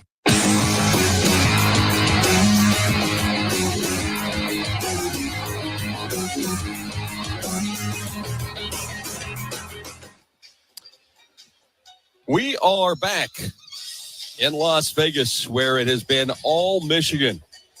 The 7th-ranked team in the country has dominated this basketball tournament, won its first 2 games by 70 points, and is well on its way to doing that again. 53-29, Michigan leads the Zags as we take a look at our first half statistics. For Gonzaga, 12 out of 37 shooting from the field. The Bulldogs missed their last 8 field goal attempts in the half. They've hit just 2 of 12 from behind the three-point line. They're 3 of 5 at the free throw line. Individually, Braden Huff has 12 points on 6 of 13 shooting. Grant Foster has 6. Innocente with 4. Miller has 3. Worley has scored 2. Steele Venters made a free throw. And Graham Ike has 1 point. It's been a tough night for him. Your leading scorer is 0 for 8 right now, Mo. 0 for 3 from behind the three-point line. He's got 2 personal fouls, as does Grant Foster, as does Braden Smith. And it's just been a tough night. And I think you obviously needed Graham, to get off to a little bit better start there. Yeah. And that's a tough ask, and then a tough ask coming back from this deficit. Yeah, I mean, anything's possible. And if we can get it down to, single digits with 10 minutes to go, then you feel like you have a chance. But just no rhythm offensively at all in any facets, for our guys. And then the rebounding has been an issue. And then you just see the length, what it does to you defensively on our side offensively. And it's a really good Michigan basketball team. Yeah, 15 for Ledenborg. He leads the way. 4 of 6 from the field, 5 of 6 the free throw line. 8 points for Mara. Burnett scored 6 in the first half, as did Cheddar coming off the bench. It's been kind of one of those nights, and it's not that Cheddar's not capable. He's 35% three-point shooter, but comes off the bench. He takes 2 shots. They're both wide open threes. He knocks them both down. Yeah. It's been that kind of a night. Michigan, 8 out of 14 from behind the three-point line. He made 2 of those. 57%. 61% shooting overall for Michigan, 19 out of 31. Again, Ledenborg leading the way with those 15 points. So 9 straight points scored by Michigan. 11 of the last 12. Again, the Bulldogs haven't scored for 3.5 minutes as part of that 0 for 8 drought from the field. Michigan took an early 10-point lead in this one and has not looked back. Was 13-3. 3 minutes and 10 seconds into the basketball game. We have not seen this happen to Gonzaga very much over the years, but it happened in the first half. Second half coming your way after this. Again, it's 53-29 Michigan over GU. You're listening to Gonzaga Bulldog basketball from Learfield. Gain Super Flings are here to take your laundry to the next level. Talking about Gain. Gain Super Flings. Supersized laundry packs. These things are huge. Super fresh, super clean. Gain Super Flings. Gain Super Flings laundry packs have 4 times the Oxy cleaning power and 3 times the Febreze freshness versus Gain Original Liquid. Super fresh, super clean. Gain Super Flings. Gain Super Flings for next level laundry. Hey, adults with moderate to severe Crohn's disease, are your Crohn's symptoms keeping you out of the picture? Get back in it with Skyrizi. Controlling everything to me. With Skyrizi, you can feel significant symptom relief, including less abdominal pain and fewer bowel movements. Individual results may vary. Skyrizi can help deliver remission and visibly improve damage of the intestinal lining. Don't use if allergic to Skyrizi. Serious allergic reactions, increased infections, or lower ability to fight them may occur. Before treatment, get checked for infections and tuberculosis. Tell your doctor about any flu-like symptoms or vaccines. Liver problems leading to hospitalization may occur when treated for Crohn's. Ask your gastroenterologist today about Skyrizi, the #1 prescribed biologic in Crohn's disease. Controlling everything to me. Check out GoSkyrizi.com today.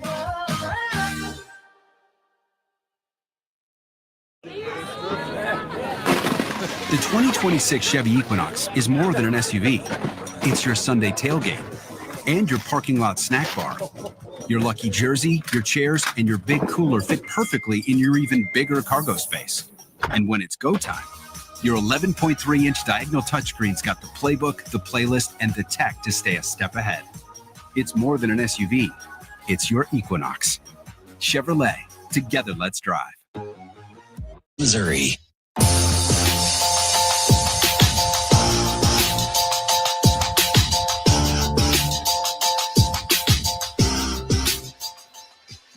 Almost ready for the second half here in the championship game of the Players Era Championship. Gonzaga trailing 53-29. The Bulldogs made a little bit of a run. They were able to cut the lead to 14, but they could not get over the hump. Every time the Zags had a little bit of an opportunity, either a good defensive play by Michigan, a poor shot, or an easy basket for this Michigan offense. It's shooting 62%. Kept the Bulldogs from getting back in it. And you look at Michigan, they're averaging 98 points a game in this tournament. They scored 94 against San Diego State and then put 102 on Auburn. 53 in the first half against the Zags. Gonzaga, a season-low 29 points in the first half. Again, on 32% shooting. So, Mo, not likely, but if it was going to happen, how does it start? Well, offensive execution's got to be better. We got to be more patient as far as getting better shots. Then it goes without saying you got to make shots, right? Even against length. And then defensively, you got to try to figure out how to get, multiple stops together. What do they call a kill, where you get 3 stops in a row? So it's not impossible, but it's an uphill climb. But let's see if we can start playing better here in the second half. Michigan with the ball to open the second half. Both teams with their starters out there. There's Cadeau trying to split a double team, and he loses the basketball. St. Superior into the front court with a dribble, drives, lays it up. It is rejected, knocked away by Johnson. Grant Foster saves it from going out of bounds to St. Superior, who kicks it over to Miller. Miller misses the three-point shot. Plays like that got to go down. Left side pass. Now they look for Mara and throw it out of bounds. So, again, Mo, these are kind of those small things. Mario had an option to throw that ball to Braden. I think again an easy 2, tried to take it himself. Yeah. If you get that bucket, they turn it over, you get another bucket. Now you're feeling maybe you can do it.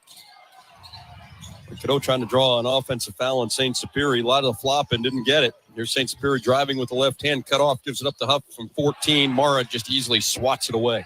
Back into the hands of St. Superior. Gets a screen from Huff, dribbles to the right wing, passes back to Braden. Braden gathers his feet, goes up for the shot, and it's rejected again by Mara. There are 3 white shirts there. And here is a near turnover by Ledenberg, who tried to spin with the dribble and left it behind. Cadeau now. Bulldogs trap him. It's knocked away by St. Superior, and then Cadeau falls on top of Mario. And Cadeau's having words for St. Superior, who has been very physical and aggressive. And quite honestly, Michigan doesn't like its own medicine here, Yeah. Mo. I mean, they've been doing that to the Zags all night. Yeah, I like that fire from Now Gonzaga's number 17, Mario Saint-Sapere. Mario right there. Teams first.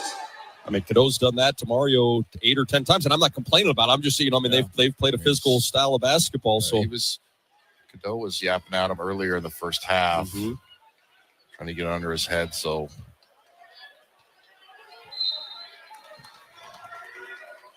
why is that not a foul? Why is that technical? He shoved him a couple of times.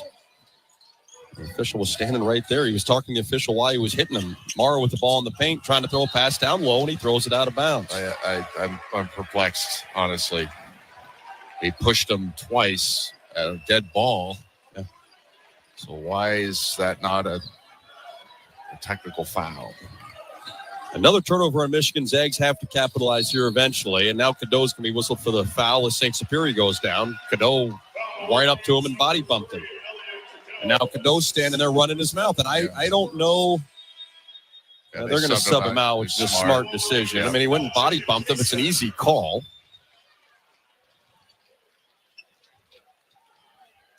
So those things, you're up by 24. You just play this thing out a little bit. Zags to this point have not shown any kind of a run here to get back in it. The inbound goes to Huff in the backcourt. He dribbles it into the front court. Mara playing way off him at the top of the key. And then Huff trying to throw it to Grant Foster. And throws it into the backcourt. Grant Foster couldn't come away with the catch. It's uncharacteristic, but just poor offensive execution. Yeah, 3 missed shots for the Bulldogs to open this half. They've missed their last 11. And then just a simple turnover there. Mara 3-point line, left side, looking down low for Johnson. Can't get it there. Instead goes in the corner. We've got a bucket. And let's see, are they going to count it? He did It was Burnett. He hung on the rim, and I think you have to wave it off. Yeah, they do. So the no basket. Michigan player Burnett is going to step to the free throw line. Foul number 34, The foul is whistled on Braden Huff. At the line, Damari Burnett. Johnson was that screen we talked about with Alabama all night. I mean, just bullied Braden right out of the way, and Burnett found his way to the bucket and now to the free throw line where he's going to shoot 2 and hit the first. Burnett 77% on the season, and that is our first point of the second half, nearly 2 minutes in.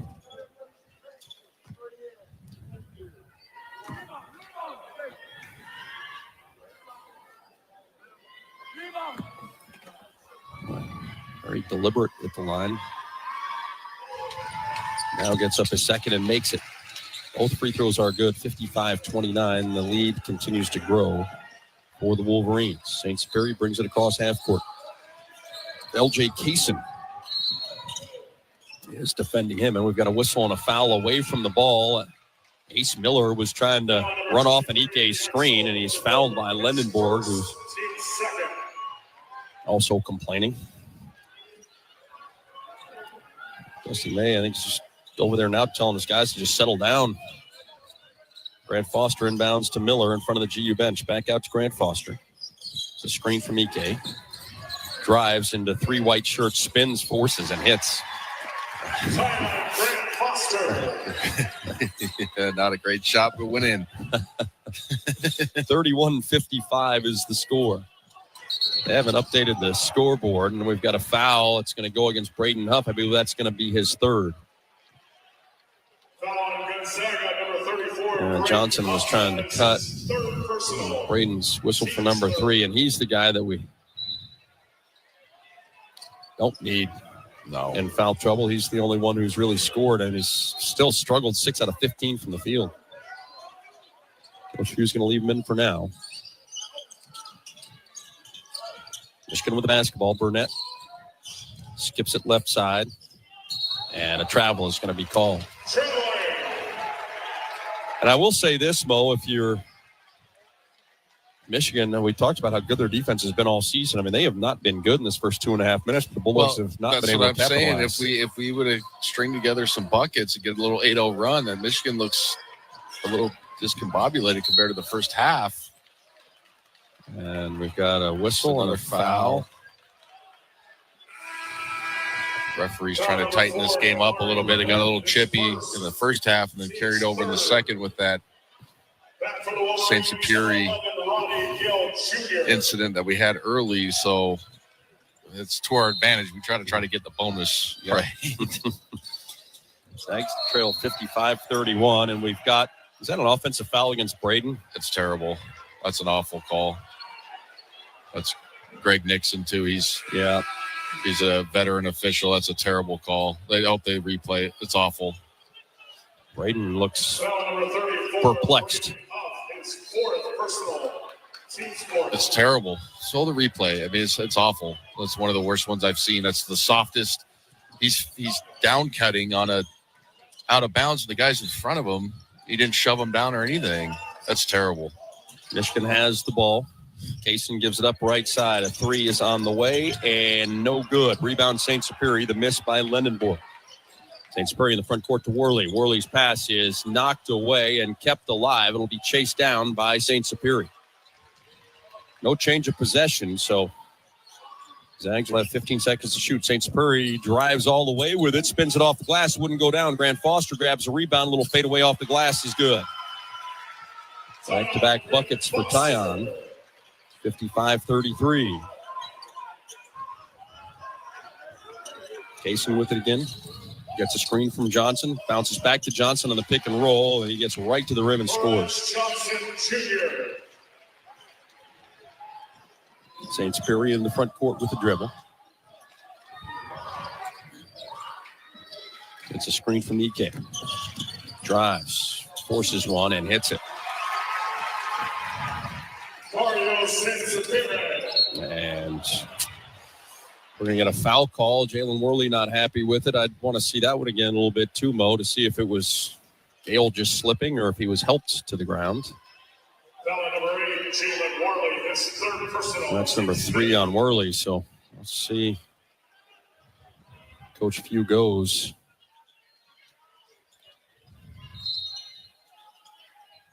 Four on Huff, 3 on Worley. Ike has 2. Lendenborg hands it off.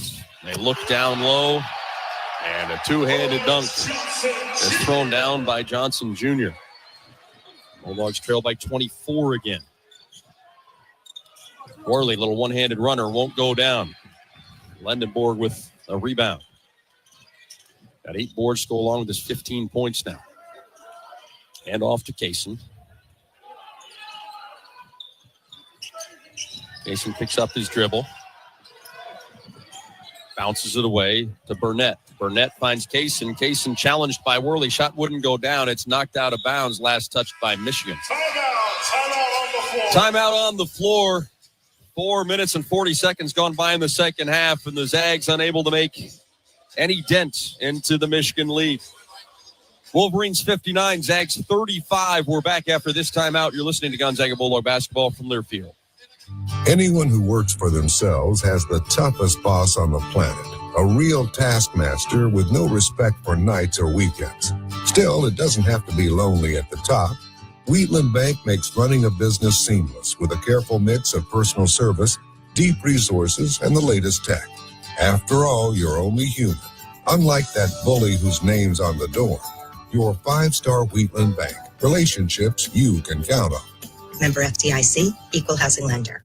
Boom, boom, boom. Arby's new steak nuggets are here. Tender, hand-cut steak is no longer confined to a steakhouse because Arby's savory steak nuggets make the world your steakhouse. Eat them in your mid-size sedan or eat them at the movies, you sneaky boy. Arby's new steak nuggets. Eat them before they're gone. Arby's, we have the meat. And participating Arby's for a limited time. Support Gonzaga basketball through NIL. Zags Collective is the leading NIL collective supporting Zags student athletes through name, image, and likeness. Zags Collective creates opportunities for student athletes to engage with the community and grow their brand. Plus, you get access to autograph sessions, exclusive events, and more. Become a member today. Go to zagsnilcollective.com and get started. Nothing is crazier than the kennel. Oh my goodness! The one-handed dunk, we're tied at 63! What a play by the Bulldogs! Let's go back courtside. Here's the voice of Gonzaga basketball, Tom Hudson. 15-20 to play in Las Vegas. It's all Michigan. Let's take 10 seconds for station identification. You're listening to Gonzaga Bulldog basketball from Learfield. Your home for Gonzaga basketball. KFOO 96.1 FM Opportunity, an iHeart radio station. Lag West Farm Credit is a financial cooperative that provides financing, crop insurance, and related services to farmers and ranchers across the West. From small family businesses to large operations, Ag West brings the experience and financial know-how to help you grow your best future. And Mo, 4 minutes and 40 seconds in, no damage done. 24 points down at halftime, 53-29. 24 points down, 59-35. Yeah, good math. Yeah, and that's about all we've got in terms of numbers tonight. St. Superior, one-handed pass to the front court to Miller. Short one to Ike at the top of the key. Graham dribbles once, underhanded flip to Grant Foster. Drives on Mara. Mara was there to block it in front. Gale blocked it from behind, and here comes Michigan. Gale on the run, leans in to the defender, St. Superior. It's out of bounds. The officials will say last touch by the Zags. No, I didn't think you did either. He does a good job of staying vertical.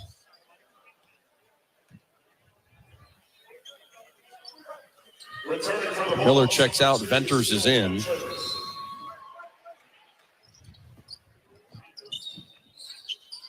Inbound play goes in the corner to Burnett. Fakes the three, dribbles to his right now. He lets it fly. It rattles around, pops out, hits the glass, and goes in. There's another foul.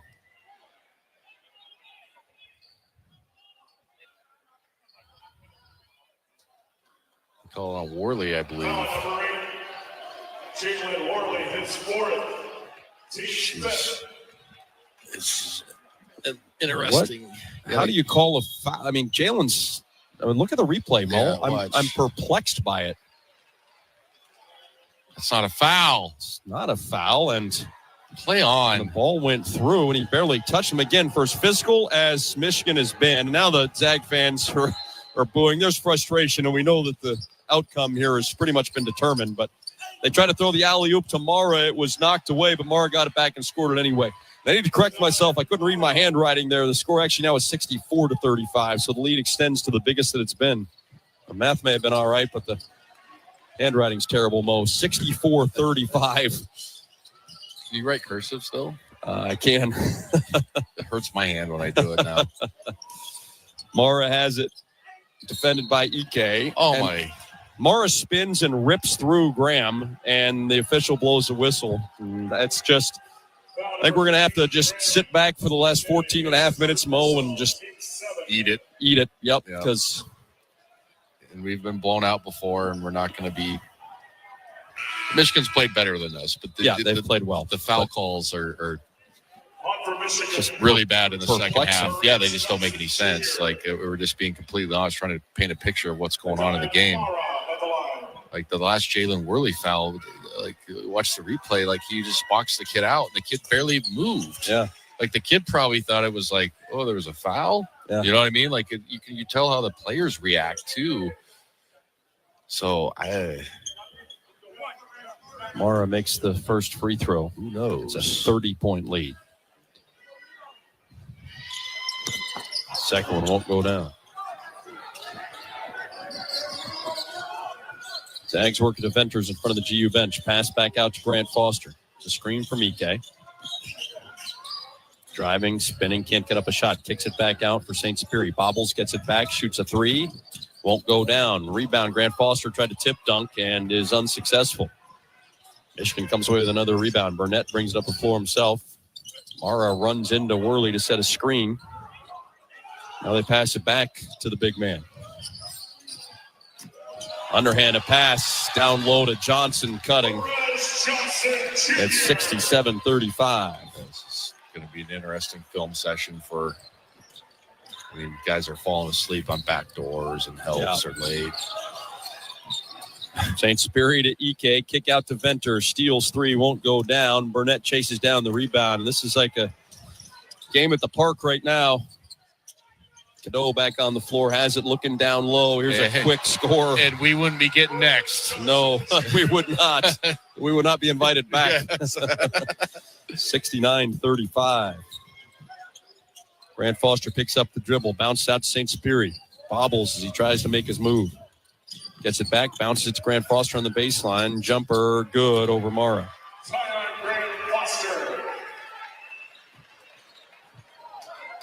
We still have 13 minutes to play here, and we are going to see Davis Fogel, Emmanuel Innocente, Braden Huff checking in. There's Burnett left wide open, and the Bulldogs, nobody's even close.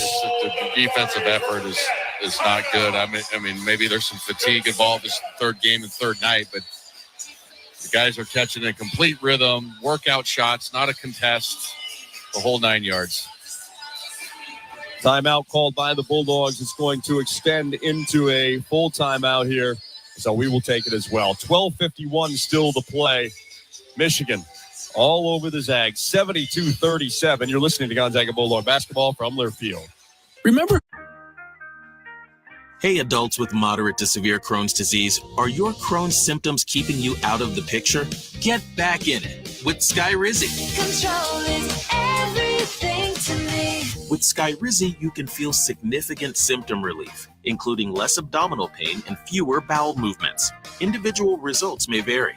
Skyrizi can help deliver remission and visibly improve damage of the intestinal lining. Don't use if allergic to Skyrizi. Serious allergic reactions, increased infections, or lower ability to fight them may occur. Before treatment, get checked for infections and tuberculosis. Tell your doctor about any flu-like symptoms or vaccines. Liver problems leading to hospitalization may occur when treated for Crohn's. Ask your gastroenterologist today about Skyrizi, the #1 prescribed biologic in Crohn's disease. Control is everything to me. Check out GoSkyrizi.com today. Hey, it's Christine. The holidays are all about connection, tradition, and new memories. Lufthansa and iHeart want to help you experience the spirit of giving in an unforgettable way. Enter now for your chance to win a trip to Europe, including a pair of round-trip premium economy tickets on Lufthansa, the airline that blends European charm with world-class comfort. From exceptional service to genuine care, Lufthansa makes every journey feel elevated. Visit iHeartRadio.com/YesList to enter for your chance to win. All it takes is a yes. Lufthansa. Mobile.com.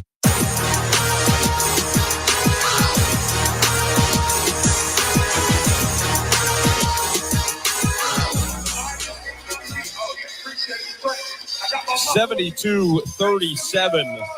Michigan leading the Zags in this championship game. It has been one of those nights for the Bulldogs. Very few and far between for this proud program, but it is happening this evening. Well, Zags fans, it's back. Catch the Markview Radio Show on Mondays at noon, 590 KQNT and Alt 96.1. You can hear from Coach throughout the season, get inside information, analysis, and reaction straight from Coach View. It's the Markview Show Mondays at noon on the Gonzaga Sports Network from Learfield.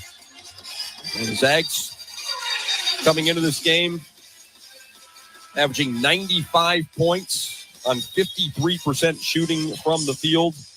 They've scored 37 points on 31% shooting so far, including 2 out of 16 from behind the three-point line. Davis Fogel is checked in for the first time. He's out there with Innocente, Huff, St. Superior, and Worley. St. Superior finds Worley cutting baseline, and he throws down a dunk. Nice. Jalen Worley. Still 12 and a half to play here in Las Vegas. Cadeau with it, gives it up right side. Back in is Cheddar. That wide open three, rims out. Rebounds ends up in the hands of St. Superior. Gets in the front court to Fogel. Back over to St. Superior on the far side of the floor. St. Superior uses a screen from Huff. Dribbles to the right wing. Pass back to Braden. Braden's in the paint. Power dribble. Shot up, and it won't go down. A whistle and a foul. Looks like it's going to go against Michigan. 17 fouls called on the Bulldogs to 8 for Michigan. Remember that I said that at this moment, Mo, when that whistle starts blowing, and all of a sudden it's 17-16. Yeah, that's the old NBA trick. Late in games, they try to even it up, so then when you go complain, they go, "What are you talking about? It was a 3-foul differential. What do you mean?" Which is smart. I don't blame them, but just Fogle off a screen from Huff, passes it back to Smith, who's in for St. Superior. Smith bounces for Huff, spins, shoots, and scores it over Cheddar. Good finish. 72-41 with just under 12 to play. Into the front court under pressure is McKinney, the freshman. Gets a screen from Johnson Jr., drives to the baseline, almost lost it. His pass was knocked away, almost stolen by Fogle, and then Fogle's fouled from behind. Good activity from Fogle defensively right there to get his hand on the basketball and create a steal.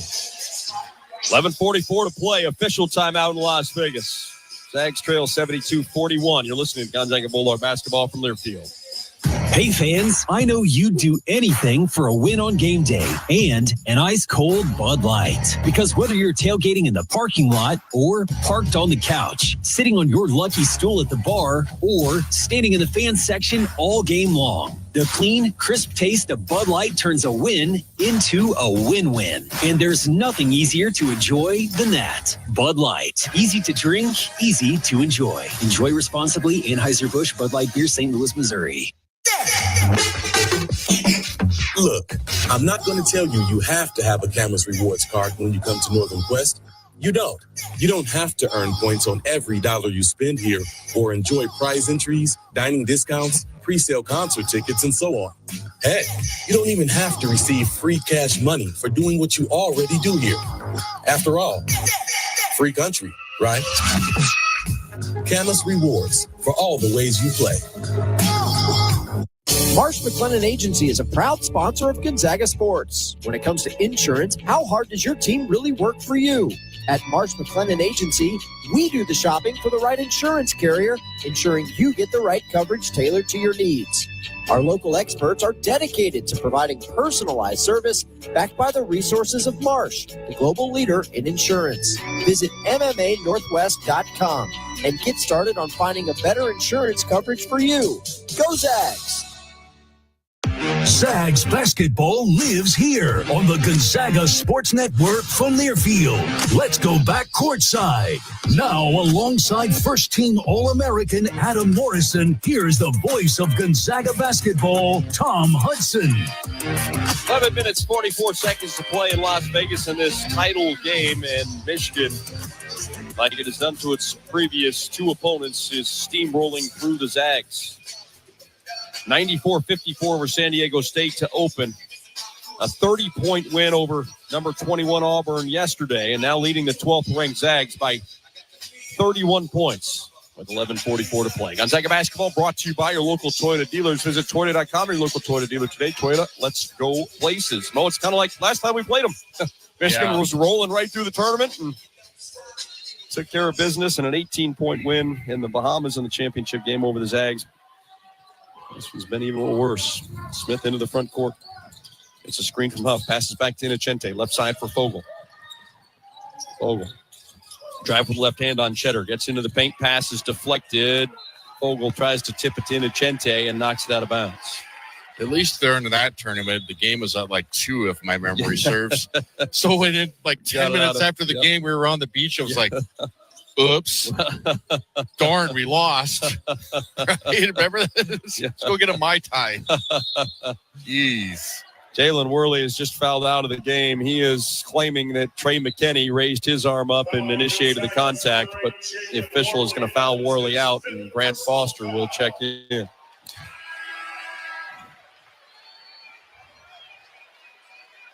Back for Gonzaga, number 7, Tyler Grant Foster.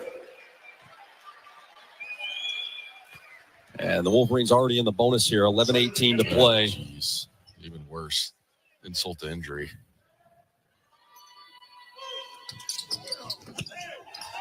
First free throw was good. Cadeau's going to shoot another one.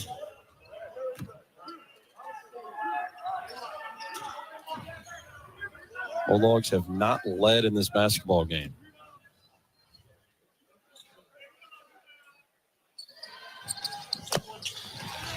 Cadeau makes them both. 74-41.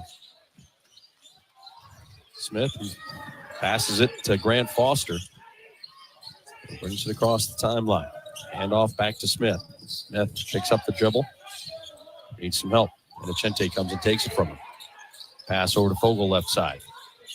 Fogle gets a screen from Huff. Dribbles to the free throw line. Dribbles to the right wing. Leans in. Shot rejected. Thought it might be a goaltend, but it's going to be Michigan basketball. Johnson with the block. And here comes a dunk.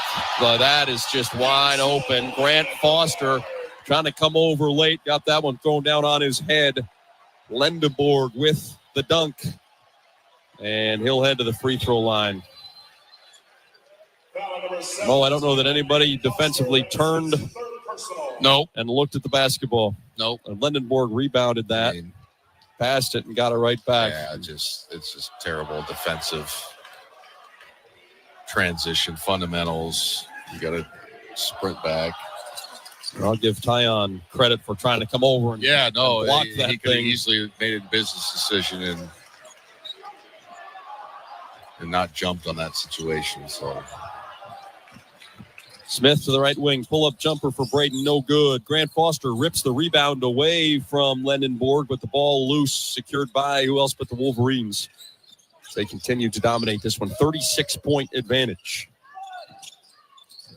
Cadeau passes in the right corner, 3 on the way. All net for McKinney. 80-41. Still 10 minutes to play here. Smith gets a screen from Huff, dribbles to the right wing. He'll shoot a jumper from there and hit.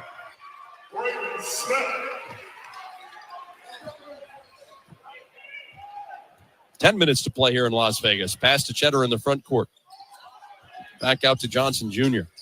For Cheddar again. Fakes the 3. He's going to drive. Leaves it down low for Johnson Jr. Fogle knocked it away. Foster fighting for it. And they're going to call a jump ball. I believe it's going to be Gonzaga basketball. Davis Fogle flying in there. Active hands. Knocked it loose. And then so interesting minutes for him. Davis Fogle. Obviously, he's had some good runs. Thrown into the fire where there's no rhythm or anything going for anybody on Gonzaga. So good opportunity for him to play, obviously, a top 5 team. Dead cold off the bench. See if he can get some positive minutes. Just look good defensively. St. Sperry into the front court with the dribble. Screen from Huff, refuses it. Bounces to Fogle, cutting baseline. He's underneath the basket. He gets pushed twice by Mara. Tries to throw a pass. It is knocked away and stolen. Michigan comes away with the basketball once again. There's a pass right side. A little Euro step. Kicks out left side for another 3. McKinney hits one more. It's a 40-point lead, 83-43. Fogle to St. Superi. 3 from the right side, no good. Huff fighting for the rebound, tips it out. St. Superi tries to tip it off of Cadeau, and he does. Like, I get you're competitive, but Elliot Cadeau needs to just go and play defense. He's asking for a review. It's like, let's go. Let's go home. You're up by 40. Yeah. 9 minutes left in the basketball game. Boy, McKinney has 13 points now. He's knocked down 3 of 4 from behind the line. Lendeborg, 18 points, 9 rebounds, couple of assists. St. Superi drives, little Euro step into the paint, and they're going to call a little touch foul there. And when I say little, I mean really little, Mo. Yeah. So I didn't see that either. Grant Foster has 12, Huff with 14. They are a combined 12 of 26 from the field. That's been the majority of the scoring for Gonzaga. Pass into Grant Foster between the circles from the baseline. Goes in the corner for Innocente, who shoots a 3. That won't go down, and Michigan has another rebound. So pass down low to Mara. Mara leans into Huff and scores, and I don't know what Braden's supposed to do. I think it's his 5th, correct? Yeah, it is his 5th. He's fouled out, and it's going to be Izzo Dejana coming in. Yeah, go on. Izzo, that's the right decision.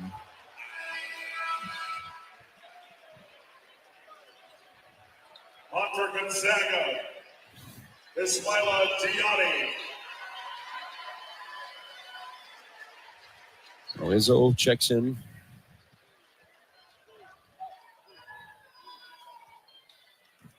Huff fouls out with 14. Mars, free throw nowhere close. Grant Foster with the rebound. 85-43, the Michigan lead. Grant Foster trying to go coast to coast. It's stolen away from behind by Gale Jr. Here comes Michigan. Showtime again. The reverse dunk thrown down by Lendenborg. Coach Few calls another timeout, as Michigan is absolutely 100% the best team in this tournament.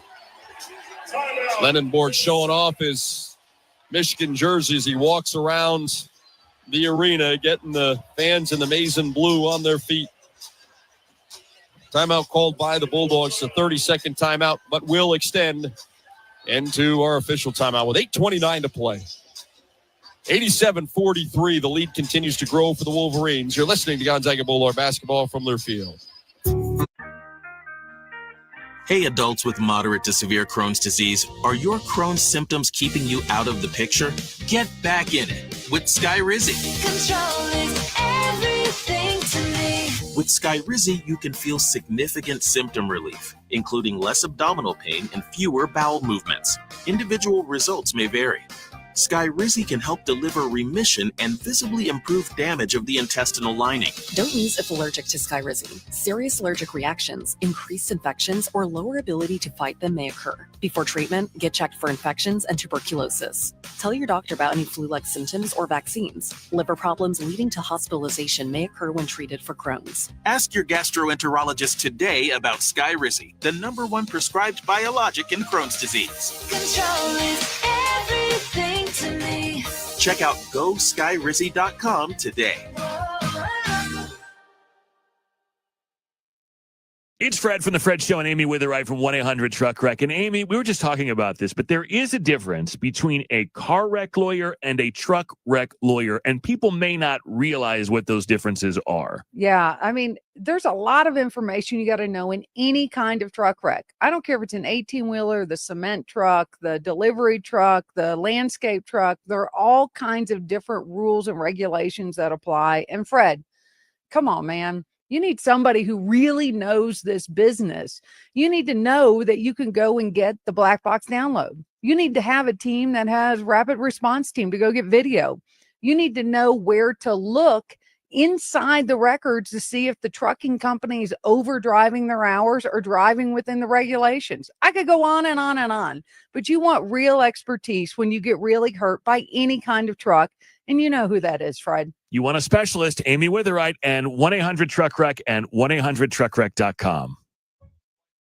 For 5 years, no contracts, no pump fixes, a fast break for your future self. Michigan has scored 15 of the last 17 points, a 15-2 run, and it's happened in 2.5 minutes. And it has just been, it started like this, and it has continued. Well, there have been 3 or 4 of these spurts that have just been. Yeah, just backbreakers. No chance to come back. Gonzaga with the basketball. Innocente picks up his dribble, left side Fogel. Back out to Innocente. Now over to St. Superior. Michigan's backed off in a little zone here.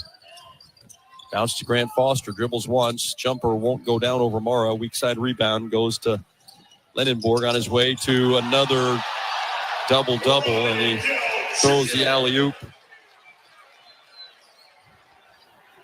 Gale Jr. throws down the dunk.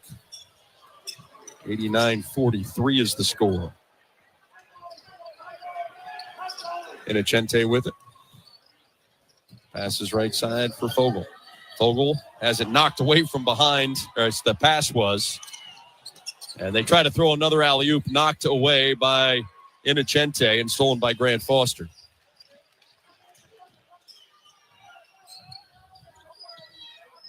Fogel between the circles now. St. Superior with it. Screen from Izzo. Drives.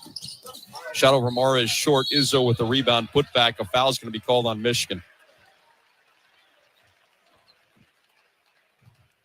Foul number 15. Be interested to see his first. when Dusty May maybe goes a little bit deeper into his bench, because now, Mo, it's getting to the point. Look, I know we all want to have fun, but where you're almost embarrassing your opponent. Yeah. I mean, it's Izzo misses the first free throw. Yeah. And I understand you have to take your medicine, but there's also well, and he's a classy coach. Yeah. Class act and blah, blah, blah. You know what I mean? Like, he knows. Yeah. And it's a long season, and they got important games coming up themselves. So then it becomes why was the guy out there when you're up by 40 and he got hurt, right? And that's the potential for that to happen. So, yeah, Lendenborg checks out. He's got a double-double, his third of the year, 88th of his collegiate career. Good player, man. Yeah, 20 points, Solid. 11 boards. Yep. Cheddar has the ball knocked away by Grant Foster. Mara comes away with an extra pass in the corner. One more extra. Here's a fake three, a drive, and then just throwing the ball up for grabs is Gale Jr. Three-pointer by Kaysen is no good. Miller back on the floor, comes away with a rebound. Miller driving. And a good finish. The official says it was all ball there. I don't know if he just didn't want to blow the whistle. Didn't have a very good angle on it. 89-46. 6:50 to play.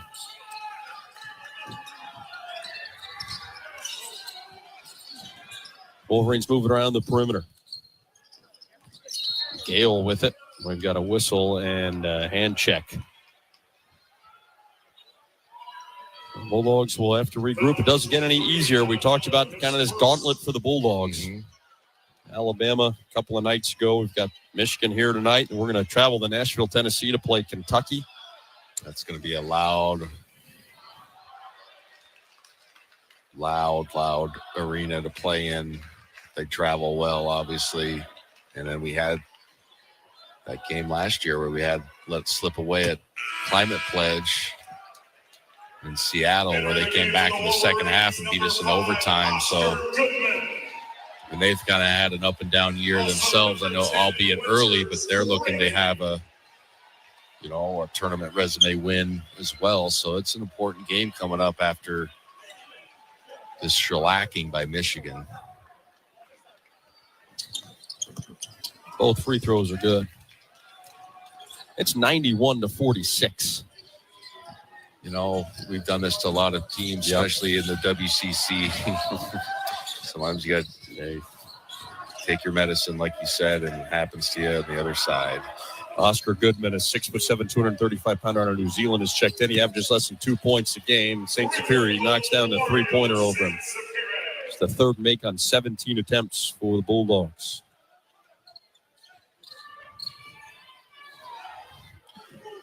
A little bit of pressure from the Bulldogs, but a quick flip into the front court in case some dribbles there.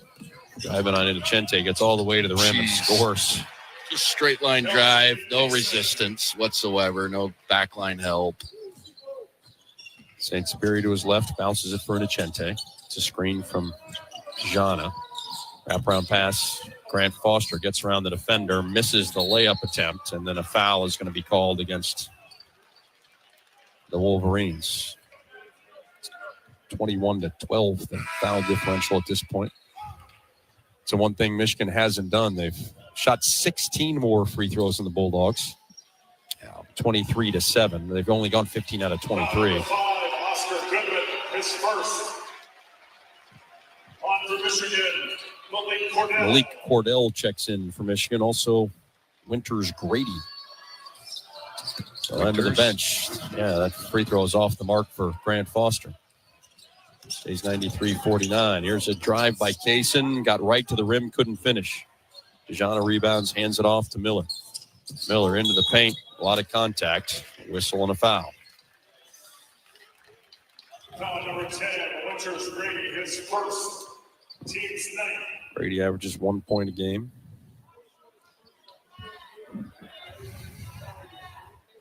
Official talking to Izzo right now. Just a quick word for Cordell as well. Didn't see any name of the year though. This is not mocking. It's just different. Winters is a different first name. Yes, it was the Zeppelin kid. Yes, Zeppelin. Yeah. So that's why I said Winters. Like, you never heard that as a first name. It's unique. I'm not making fun of it. It's just oh, okay. And then the Zeppelin one was like, oh, that's pretty cool. Yep. 93-50, Michigan. If you're just joining us, it was never close. No, Michigan was ahead by 10 just a couple of minutes into the basketball game, up 13-3. Right side, it's Grady for three. It's off the mark. Izzo has the rebound. Cordell went down to the deck looking for a foul, didn't get it. St. Superior into the front court, throws the alley-oop for Grant Foster, who lays it off the glass. Great finish. He finished on the other side with the alley-oop. 93-52, and there's the walk-on. Winters knocking down a three. Well, Michigan's going to walk out of this tournament averaging probably 100 points a game in their 3 wins, Mo. 98 in their first 2. Still have 4.5 minutes to get to 100 here. Grant Foster misses. And here comes Michigan again. As Grady's just going to catch and shoot. That one's off the mark. Letting it fly. I don't blame him. Why not? And in the front court is St. Superior. Sums up the Zags night. Wide open look at a layup off the glass, rimmed out. It's a simple finish for him.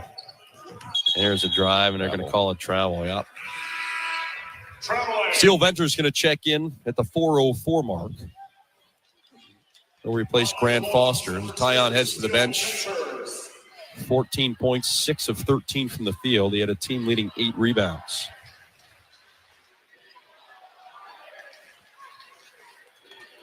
Inbound to St. Superior. One-handed pass right side into Chente. Driving with the left hand. Cut off. Wraps a pass for Dejana. Dejana into the paint. Quick little hook. Comes up well short. Bullards going to be held to their lowest field goal percentage game by far this season. They are shooting currently 32.4%. Three-pointer off the mark. It's McKinney who misses, but the Wolverines come away with the offensive rebound. Kenny dribbling to the left wing now. Into the paint. Gets a big screen and scores. Cordell just shoving Dejana out of the way and creating a wide open lane. 98-52. There's a drive by St. Superior. Tries to bounce it to Dejana. Got past him, but Inocente chases down the loose ball. Driving, fading away. Inocente wouldn't go down. Dejana chases down the rebound. In double teamed, bounces it for Miller, who scores it off the glass, and a foul is going to go against Michigan. Mercifully, we have our final timeout of the night. Michigan rolling to first place in that $1 million bonus. 98-54 is our score. You're listening to Gonzaga Bulldog Basketball from Learfield. The season is heating up, and ICCU is proud to be a sponsor of Gonzaga University Athletics. From tip-off to the final buzzer, from the first game to March's biggest moments, we're cheering on the Zags and supporting fans every step of the way. With powerful digital tools, local service, and a commitment to community, ICCU is your financial partner, on and off the court. ICCU, looking after your daily balance. Let's go, Zags! Every year, the crowds go crazy for the Cal Triple Play of the Day, where you can get tricked out cool trucks or sporty SUVs just in time for winter. And this week, you can delay all payments until next year. Get a minimum $2,000 trade-in value for your old ride, plus get a 2-year service maintenance program with every vehicle sold, which is a triple play opportunity this week at both Cal locations. At Western National Insurance, NICE is a little word that does big things for everyone. NICE is a helping hand when you need it most, and the peace of mind that comes from knowing you can trust the person on the other end of the call. For more than a century, we've been protecting individuals, families, and businesses with NICE as our foundation. Experience the power of NICE for yourself. Ask your independent insurance agent for Western National. You're listening to Gonzaga Basketball from Learfield. Let's go back courtside. Once again, alongside two-time NBA champion Adam Morrison. Here's the voice of Gonzaga Basketball, Tom Hudson.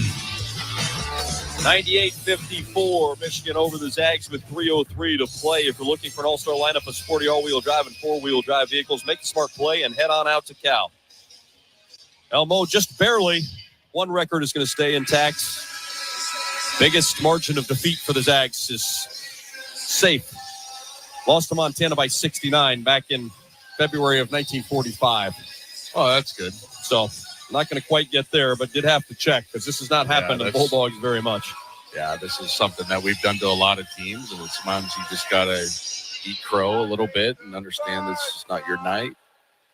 But also, this is a really good Michigan basketball team, and it's better to have this in November than obviously in March, so we can learn a lot from this and kind of get a self-scout and give Coach Few some ammo coaching-wise, too. Like, hey, man.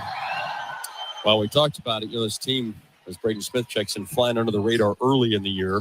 And now all of a sudden, well, we've been sitting watching these games on TV, and all anybody's talking about all of a sudden is us being a national title contender. Maybe this kind of gets everybody back to grounded. Yeah. Out top with it, McKinney, the freshman, underhanded flip, left side. There's a drive. Cordell trying to dunk it, lost the handle. Into the hands of Innocente. St. Superi bounces it to Smith. Extra pass is stolen. Braden comes away with it, hands it off to St. Superi. Back to Smith. Fakes the pass, shoots the three. It won't go down, and Michigan has another rebound. It's McKinney who comes away with it. McKinney, 15 points. Freshman, the only starter out there. Charlie May is checked into the game. He's the coach's son. Steele Venters with the steal. He's on the run, and what are you doing? And McKinney, that's a play where you're going to hurt somebody. Let him lay it up or make a play on the ball, Mo. Sorry, Yeah, I think I remember I described that last night on the opposite when we had the breakaway.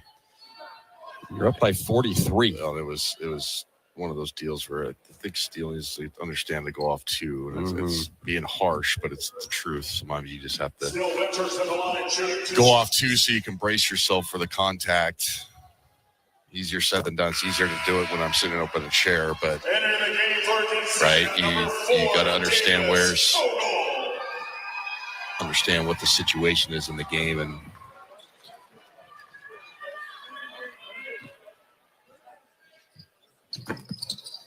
both free throws are good. 98-57.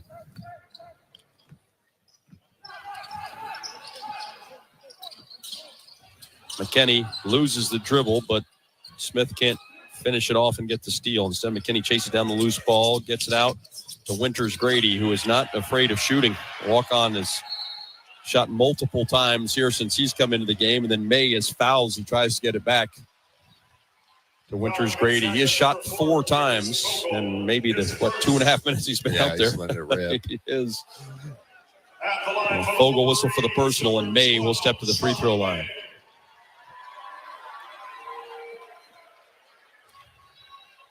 One minute, 44 seconds to play. May's free throw was good. He's got a chance to get them to 100. Learn your bragging rights at Northern Quest with more slot machines, table games, restaurants, lounges, and luxury hotel rooms than anyone else in the region. Northern Quest, yes, the best. Find out more at northernquest.com. 1 out of 2. Venters with the rebound. It'll stay at 99 with 1:44 to play. Venters, left side to Innocente. It's a screen from Dejana. Dribbles to his right, throws up the runner, and Innocente connects.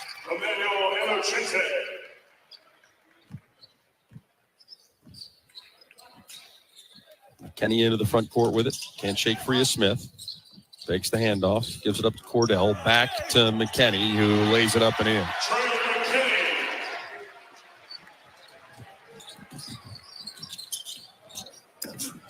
Dejana trying to dunk. It is blocked from behind. Wolverines thought they got it clean, but there's a whistle and a foul. Number 5, Oscar Goodman. That's his second personal.